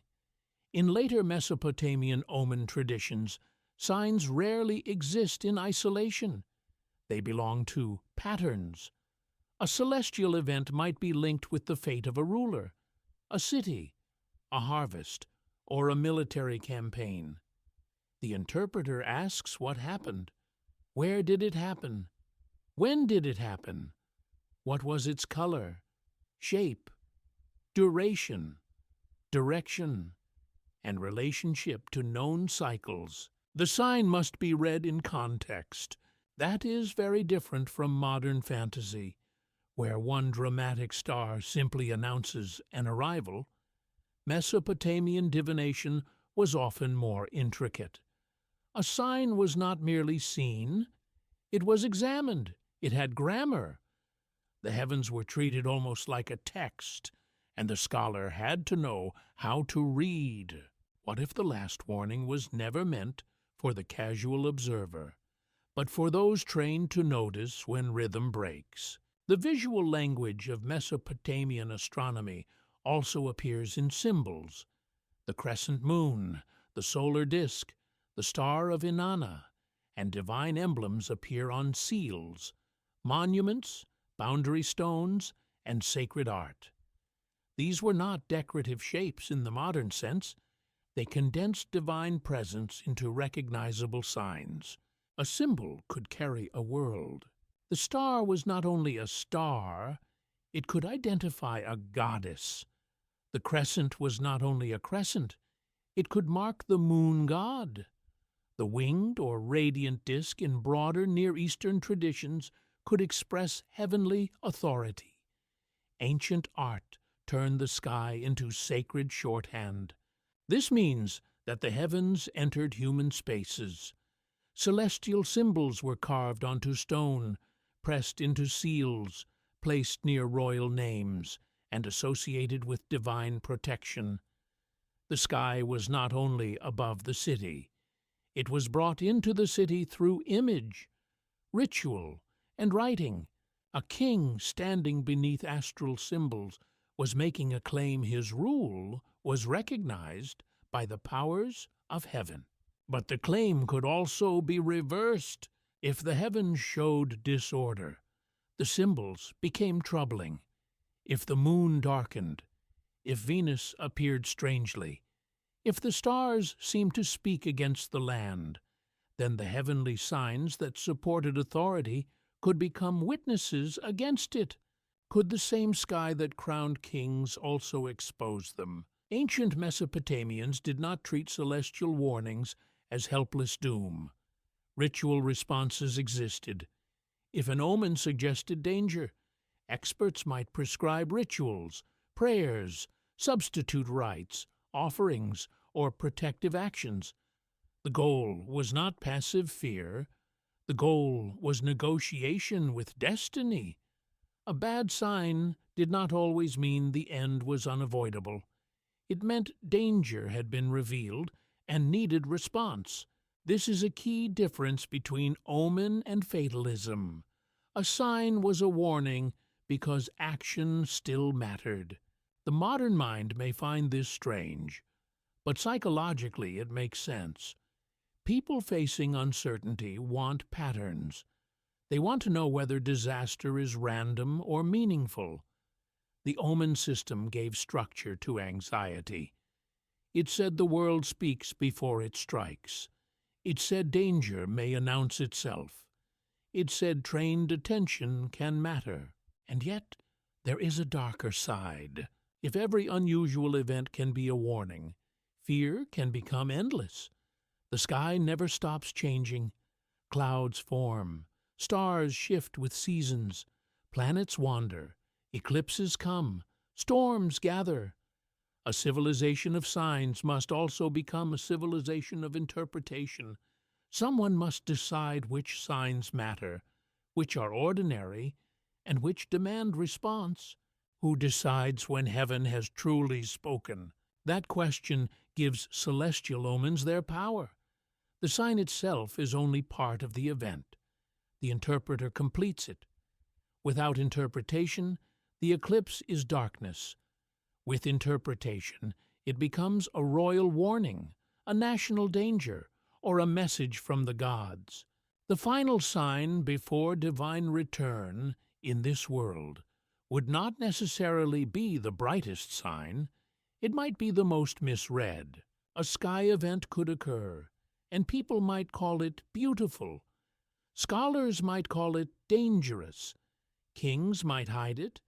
Priests might fear it. Ordinary people might not understand why rituals suddenly intensify or why the palace becomes anxious. The heavens would speak, but the meaning would pass through human institutions full of pride, fear, politics, and uncertainty. This creates a gripping possibility. The sky may reveal order, but humans may fail to receive it rightly. The ancient watchers looked upward because they believed history and heaven were connected. Not loosely, not poetically, but deeply. The land below was tied to the patterns above. A broken rhythm in the sky could mean a broken rhythm on earth. A returning light could mean renewal. A darkened moon could mean danger. A wandering planet could become a divine messenger moving through the night. In the end, the stars of Mesopotamia were not silent dots. They were part of a sacred system of timing, warning, and recognition. They taught ancient people that the world has patterns greater than human desire, and that power on earth remains exposed beneath heaven. And if the gods marked time not only in temples and kingship, but in the turning of the sky itself, then the question becomes unavoidable when the final sign appears above us. Will it be hidden by darkness, or hidden by our inability to read the light? What if an omen was not a prediction, but a crack in reality? To the modern mind, an omen often sounds like superstition. A bird flies strangely, a shadow crosses the moon, a child is born with an unusual mark, and someone declares that the future has spoken. But in ancient Mesopotamia, omens belonged to a highly organized way of understanding the world. They were not random fears scattered through village gossip. They were collected, classified, copied, taught, interpreted, and answered through ritual. The omen was a message, but it was also a test, because a sign is useless unless someone knows how to read it. In the temples and royal courts of Mesopotamia, specialists trained to interpret signs that seemed to emerge from hidden layers of existence. The world itself was treated as a surface beneath which divine intention could rise. A strange birth, an unusual animal movement, a mark on the liver of a sacrificed sheep, a troubling dream, a sudden illness, a fire in the wrong place, a door opening at an unexpected moment. Even the behavior of oil dropped into water could become material for interpretation. This was not chaos. It was a system. The ancient interpreter did not ask only, "What happened?" He asked, Where did it happen? To whom did it appear? What direction did it face? What color was it? What time did it occur? What other signs appeared with it? What older cases resemble it? What ritual answer is required? That level of detail reveals something profound. The omen tradition assumed that reality had grammar. If the gods spoke through events, then those events had structure. A sign was like a sentence written in the world. The diviner was the reader. The king was often the person most endangered by the message. The city was the body that might suffer if the message was ignored. What if the last omen is not dramatic because it is rare, but because it appears in many places at once? Ancient omen collections often operate through patterns. One sign points to danger, another modifies it, another confirms it, another redirects the meaning toward the king, the enemy, the harvest, the army, the palace, the temple, the household, or the land. A single event could matter, but clusters mattered more. When signs converged, anxiety deepened. This is where the idea of a final sign becomes more complex. A modern audience might expect one blazing event: a star, a flood, a voice, a date, a return. But Mesopotamian divination suggests something more unsettling. The most serious warning may not appear as one sign. It may appear as a collapse of alignment. Heaven speaks strangely. The king becomes unstable. The land produces disorders. Rituals fail to calm fear. Dreams grow violent. Animals behave outside their pattern. Births appear abnormal. The palace asks for interpretations again and again. The experts search old tablets for meaning, but the signs do not settle. The danger's not one omen. The danger is the world becoming omen. This is a terrifying thought. In ordinary life, people want signs only when they are uncertain. But what happens when uncertainty spreads everywhere? When nothing feels neutral? When every event seems charged with warning? When the boundary between normal and meaningful begins to break? Mesopotamian texts preserve many types of omens. Some concern the heavens, some concern earthly events, some concern dreams, some concern the body, some concern animals, some concern houses and cities.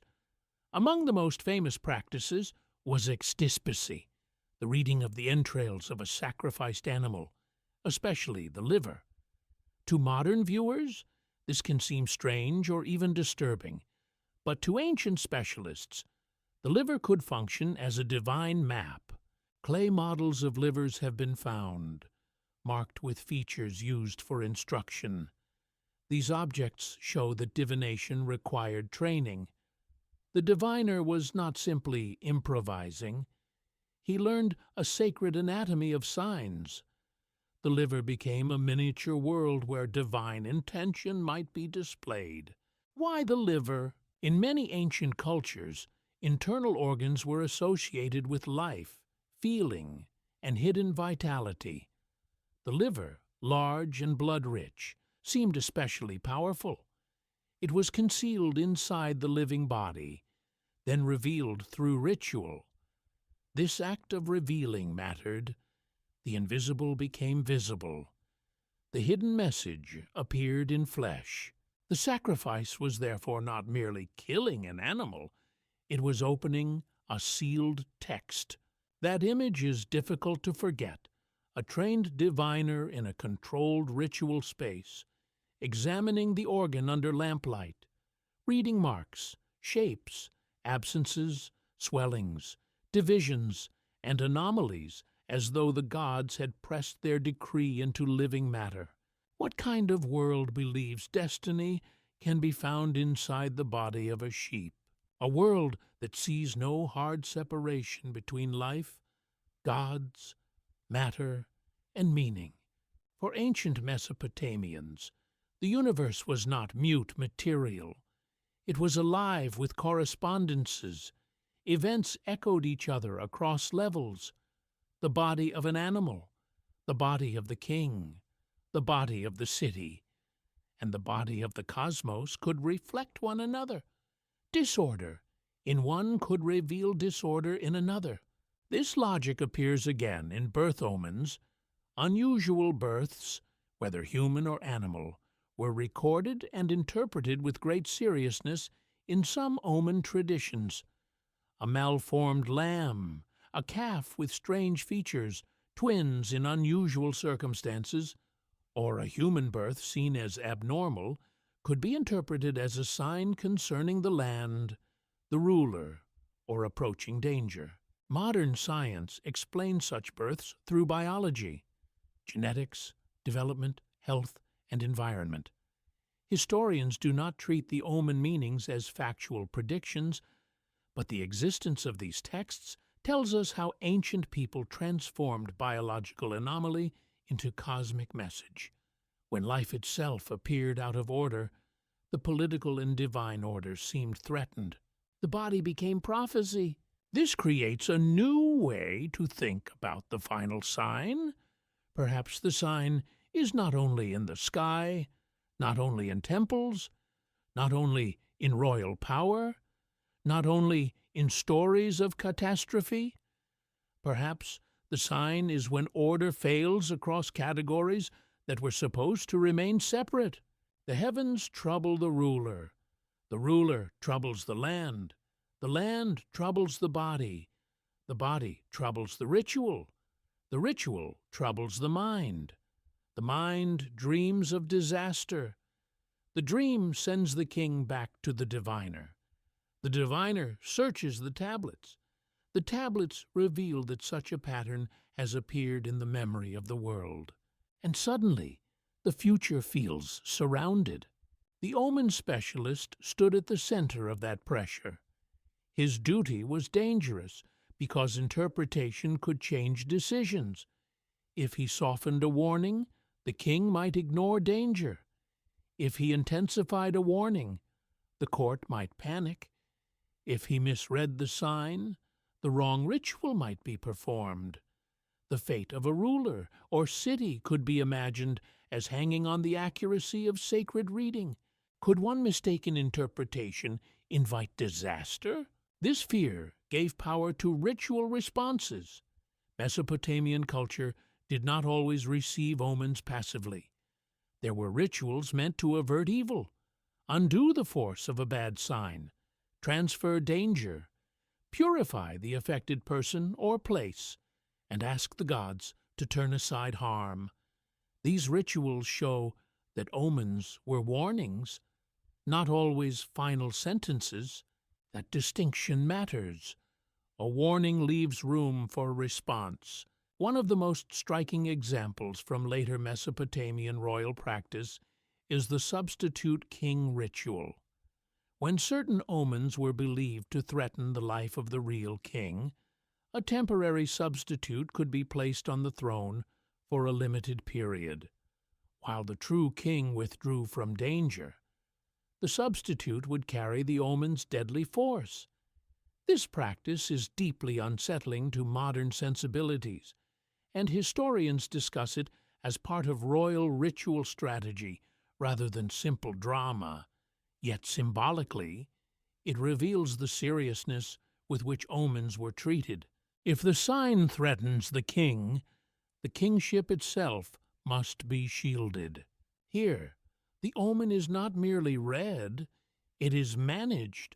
The palace tries to negotiate with fate. This reveals something essential about divine return.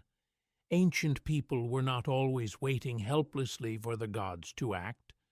They attempted to repair the relationship through ritual intelligence. They purified, substituted, offered, prayed, rebuilt, and interpreted. They believed the world could still be corrected if the warning was received in time. The final sign, then, would be the warning that no one can correct. Not because the gods refuse all mercy, but because the system of response has failed. The diviners disagree. The king ignores them. The rituals are performed without sincerity. The people no longer trust the interpreters. The tablets are copied, but not understood. The signs multiply faster than meaning can contain them. This is the collapse of interpretation, and it may be more frightening than the collapse of buildings. A civilization can survive fear if it believes fear has meaning. It can endure omens if it trusts those who interpret them.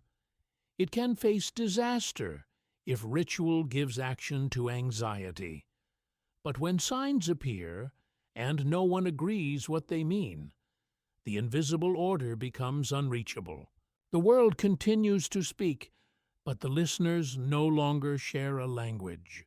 That may be one of the deepest ancient fears, not that the gods are absent, but that their messages become unintelligible, not that signs stop appearing, but that signs appear everywhere, and wisdom disappears. Modern interpretation can approach this psychologically. The omen world reflects how human beings respond to uncertainty. When societies face danger, people search for patterns. They connect events. They look for warnings. They seek experts. They fear deception. They fear blindness.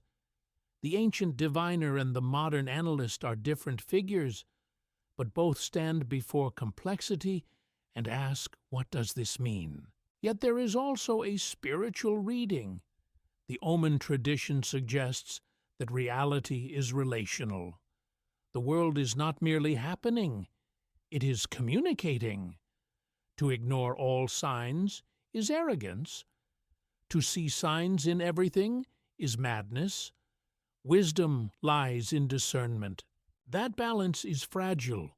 The last omen before the return of the gods may be the loss of discernment itself, a world drowning in signals, but starving for interpretation, a world where warnings are mocked until they become disasters, then exaggerated until they become hysteria, a world where every faction claims to read the signs, yet no one can restore order.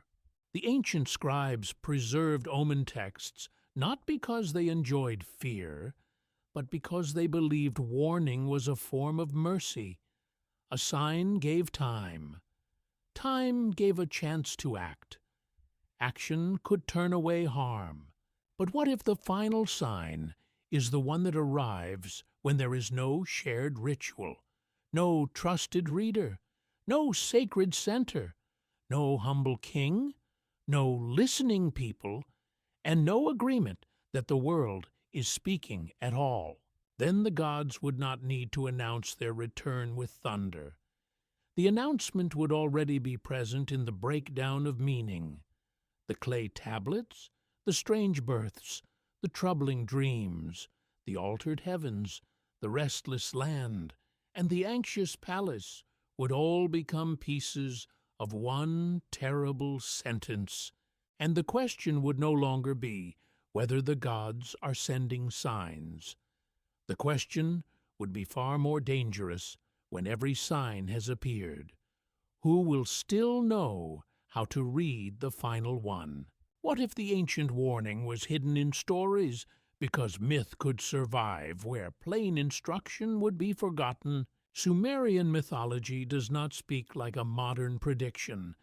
It does not give a neat schedule. It does not say that on a certain year, under a certain star, the gods will return. It speaks through journeys, rivalries, descents, stolen powers, broken boundaries, sacred marriages, vanished lovers, and cities that tremble when divine forces move. That is why the idea of prophecy hidden in myth is so dangerous and so fascinating. A myth is not a newspaper.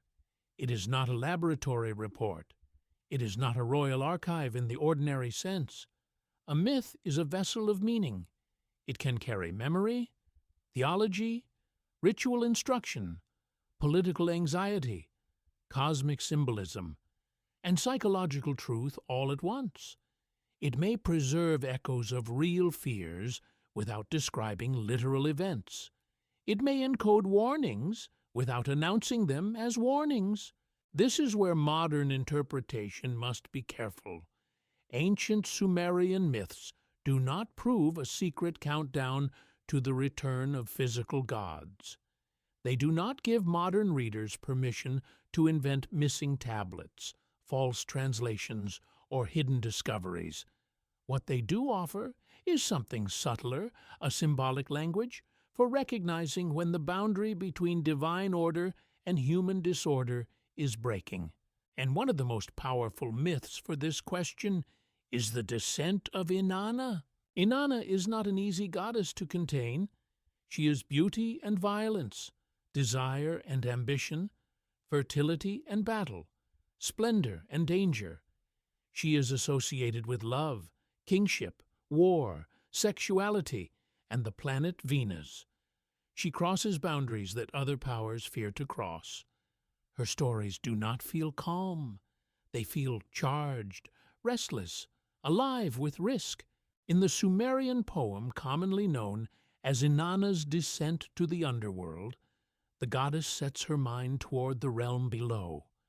The underworld is ruled by her sister Ereshkigal, a queen of death, darkness, and irreversible law.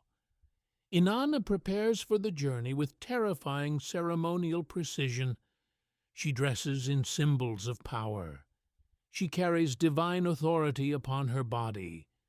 She approaches the gates of the underworld. Then the stripping begins. At each gate, one of her ornaments or garments is removed: crown, beads, breastplate, ring, measuring rod, and robe, piece by piece. The goddess who enters in glory is reduced. The descent is not only movement downward, it is the removal of identity. By the time Inanna stands before Ereshkigal, she is no longer the radiant queen who began the journey. She is exposed, judged, and struck down. The goddess of life, desire, and power becomes a corpse. What kind of myth allows a goddess to die? This question matters because it brings the mystery into a new dimension. Divine return does not always begin with arrival. Sometimes it begins with descent, loss, and suspension. Inanna disappears from the world above, and her absence has consequences. Fertility, desire, and vital movement are threatened. The world cannot remain the same when a power like Inanna is trapped below. The ancient account describes a cosmic imbalance caused by divine absence. The goddess must be restored, but restoration requires negotiation. A substitute must be found. Life and death become entangled. Return is possible, but not free. Here the myth becomes more than a strange story. It becomes a map of transition. The goddess crosses a forbidden threshold. She is stripped of false security.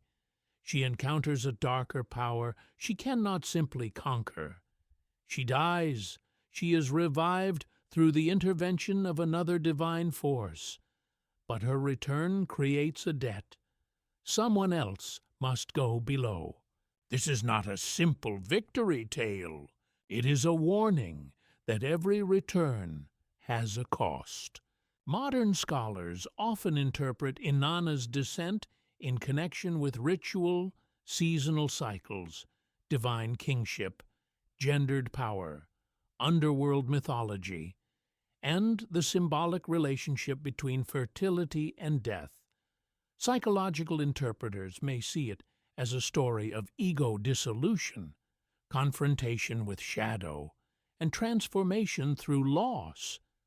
Religious historians may compare it cautiously with other descent traditions, such as later stories of gods, heroes, or divine figures entering realms of death and emerging changed. But the Sumerian myth remains its own world. It should not be flattened into another tradition.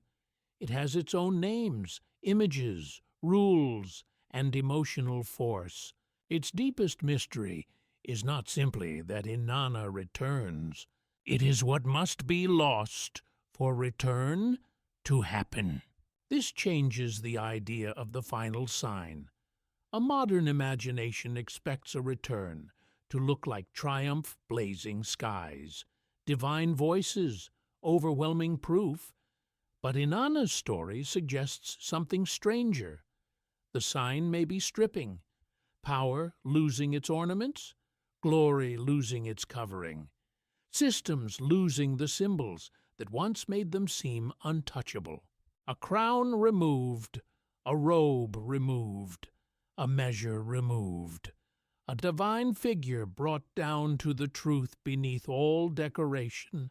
Could the world itself pass through 7 gates? Not literally. In the ancient text, that would be a modern symbolic reading.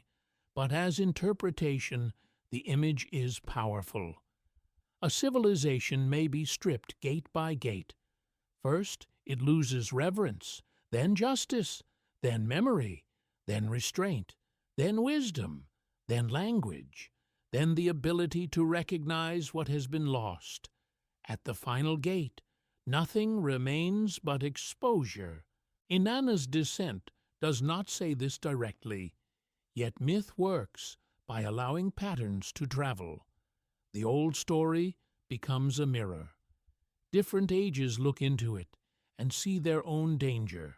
There is another Sumerian story that sharpens this mystery, Inanna and Enki. In that mythic tradition, Inanna visits Enki, the god of wisdom and deep waters, and obtains sacred powers associated with civilization. These powers include aspects of kingship, priesthood, crafts, truth, falsehood, music, sexuality, and social order. The story is playful, strange, and layered with symbolic meaning. Inanna brings these powers to Uruk, expanding the city's sacred prestige. What ancient texts describe is not a modern theft of technology. It is a mythic transfer of cultural and divine powers. What historians see is a story reflecting competition, prestige, and the sacred identity of cities. What modern interpreters sometimes suggest is that the myth encodes a memory of knowledge moving from one sacred center to another. The key word is interpretation. Still, the story raises a gripping question. If civilization depends on divine powers that can be transferred, misplaced, abused, or contested, what happens when those powers no longer serve balance? Inanna does not merely receive beauty or love. She receives the dangerous fullness of culture. Civilization includes music and wisdom, but also conflict, deceit, weaponry, power, and lamentation. The sacred gifts are not harmless. They make human life brilliant, but also unstable. This is one of the most profound insights in Sumerian myth. Civilization is divine, but dangerous. The same powers that raise cities can destroy them. The same intelligence that builds temples can build weapons. The same language that sings hymns can speak lies. The same kingship that protects the weak can crush them. The same ritual that opens contact with the gods can become empty performance. Could the gods return when their gifts have become unrecognizable in human hands? That is a modern question, but it grows naturally from the ancient pattern. Sumerian myths often treat divine powers as real forces that require proper placement. When powers are stolen, misused, lost, or carried into the wrong domain, reality becomes unstable. The problem is not knowledge itself. The problem is knowledge without right order. This may be the hidden prophetic quality of myth. It does not predict one event. It reveals a recurring pattern. Whenever divine gifts are separated from sacred responsibility, disorder follows.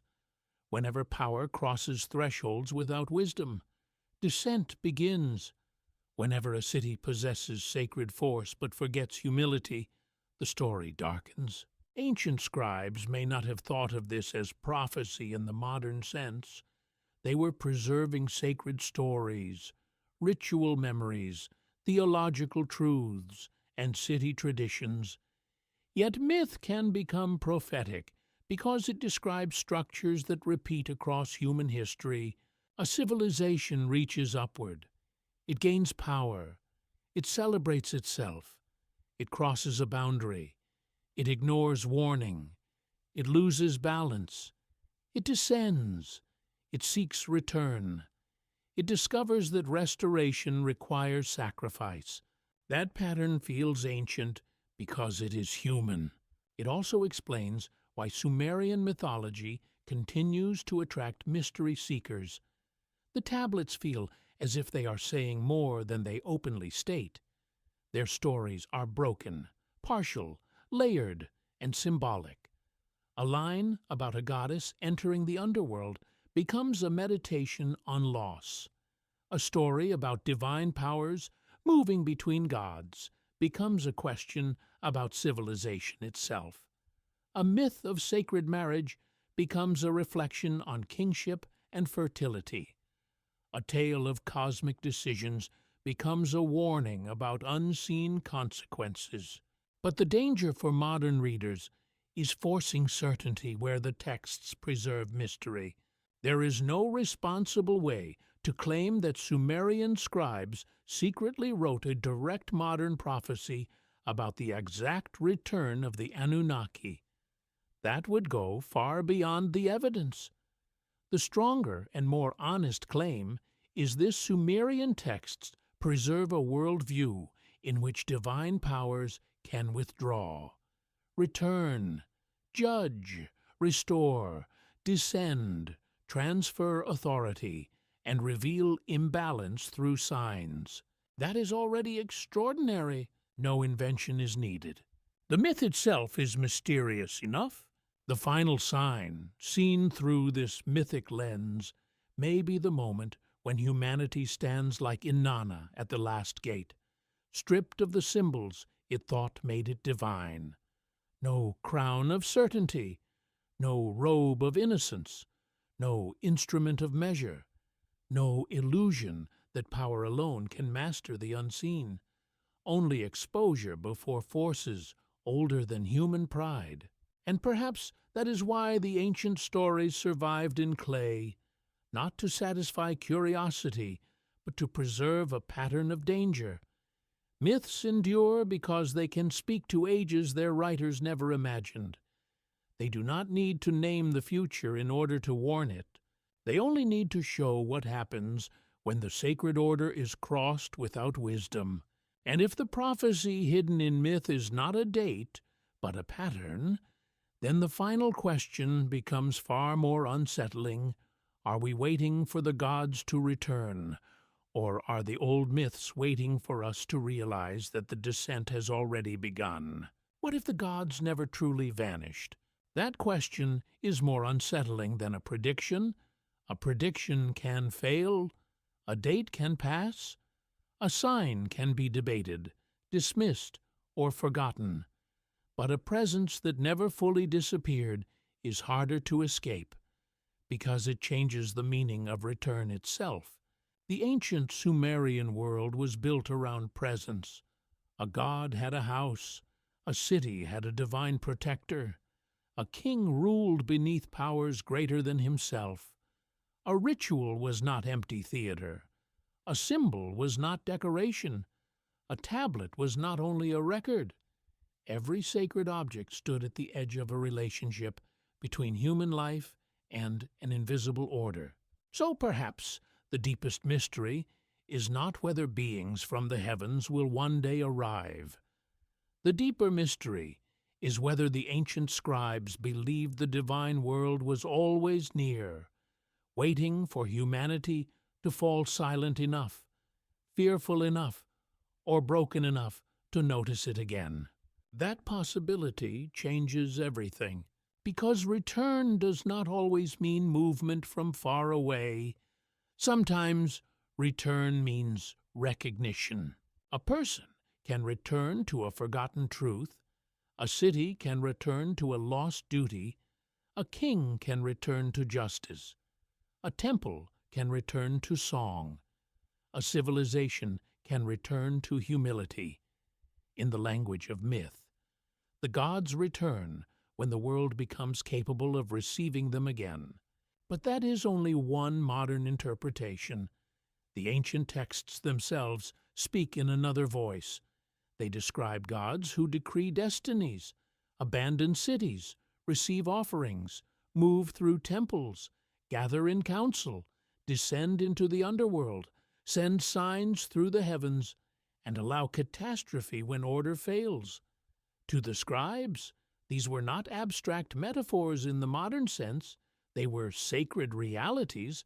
Archaeology gives us the broken surface of that world: tablets, seals, temple platforms, ruined walls, administrative records, votive statues, foundation deposits, offering vessels, and inscriptions left by rulers who wanted their names remembered under divine protection.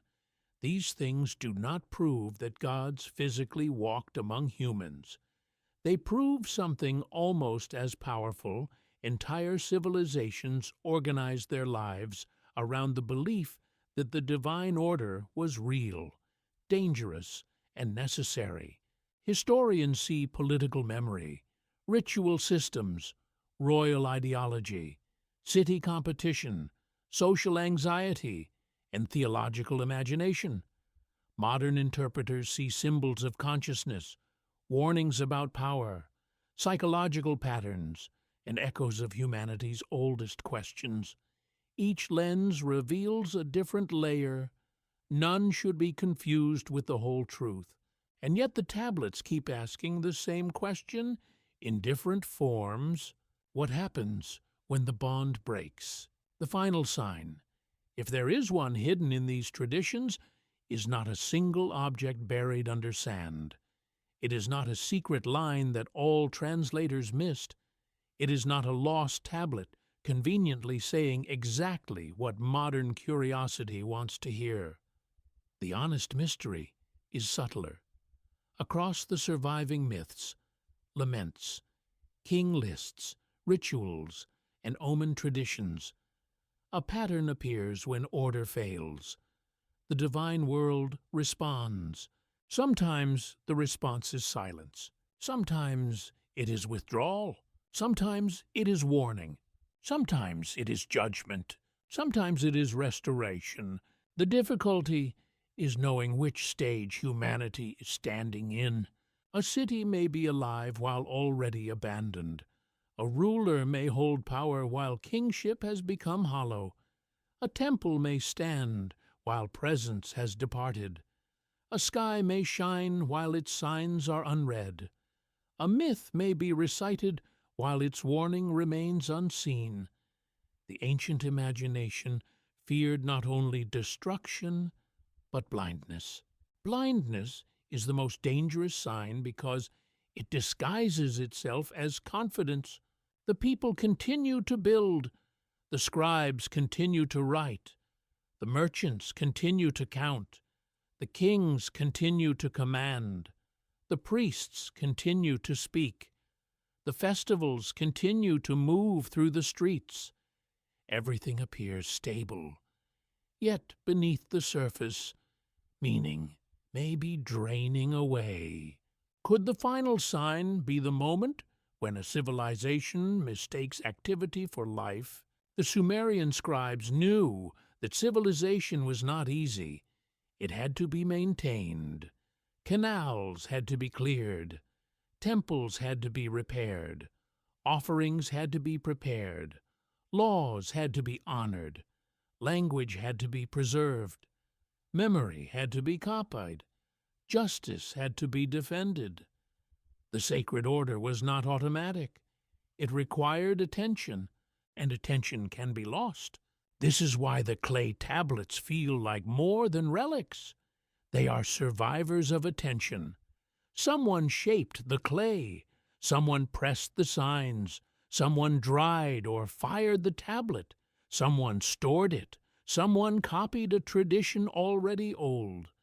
Then time buried it beneath ruin, waiting for strangers from a future world to lift it back into light.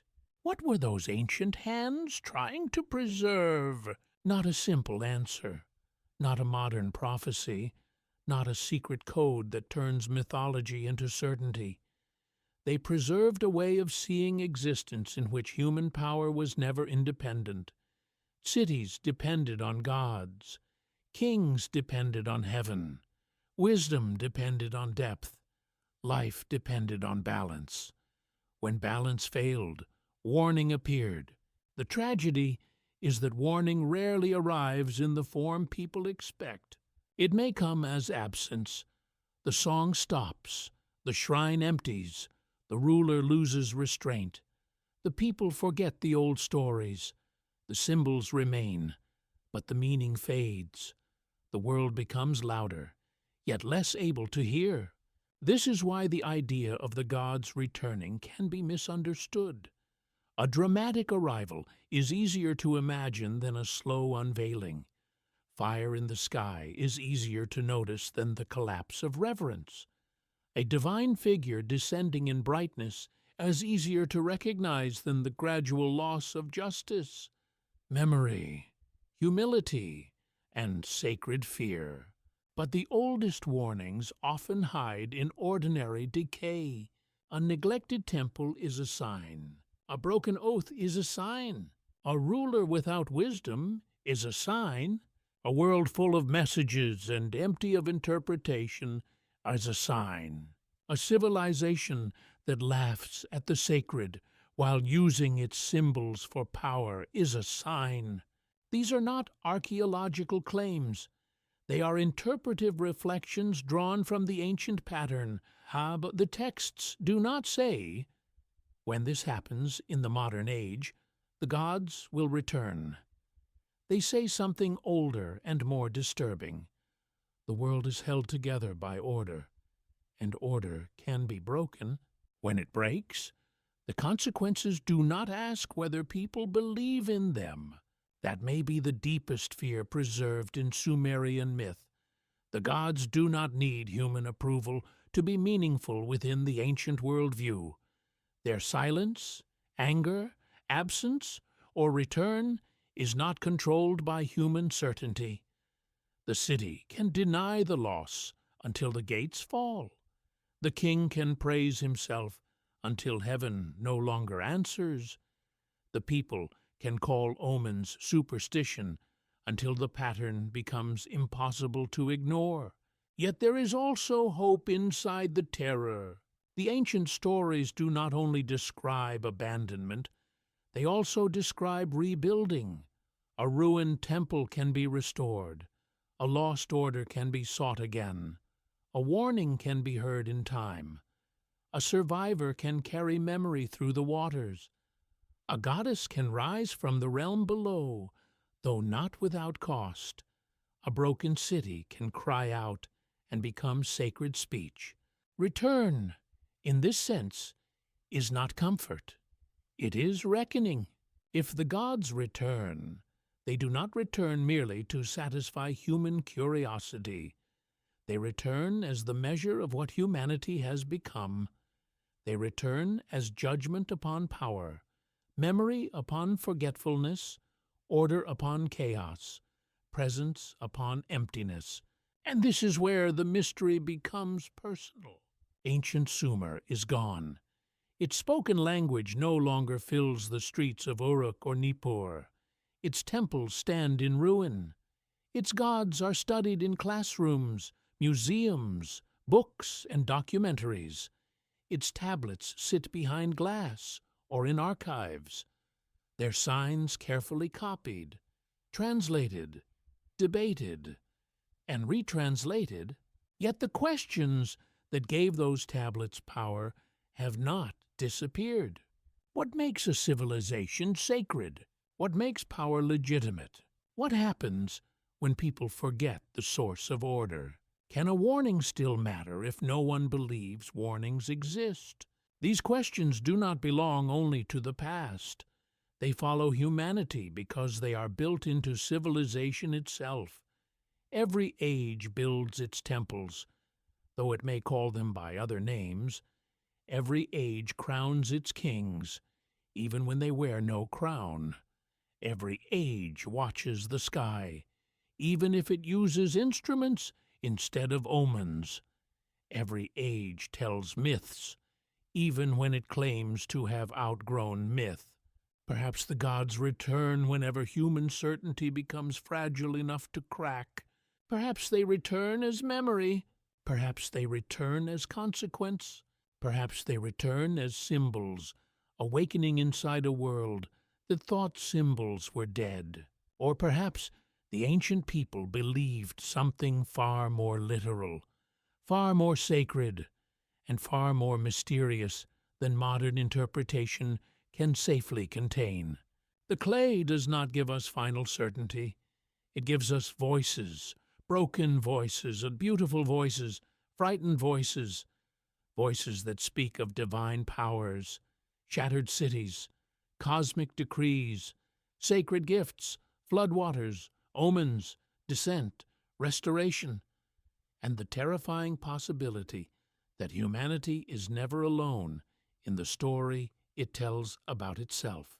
The final sign may not be hidden because the gods concealed it. It may be hidden because we are looking for spectacle when the tablets are pointing toward recognition. A world can be warned by silence. It can be judged by emptiness. It can be summoned by memory. It can stand at the threshold of return without seeing a single new star in the heavens. And maybe that is why the oldest clay tablets still disturb the modern imagination. They do not simply ask whether the gods will come back. They ask whether humanity would even know what their return means. So if the final sign is not an arrival in the sky, not a lost date, not a secret inscription, but the moment when the ancient pattern becomes visible again, then the question left in the dust of Sumer is the one no age can answer with certainty. Are we waiting for the gods to return, or have they been waiting for us to remember that they were never truly gone?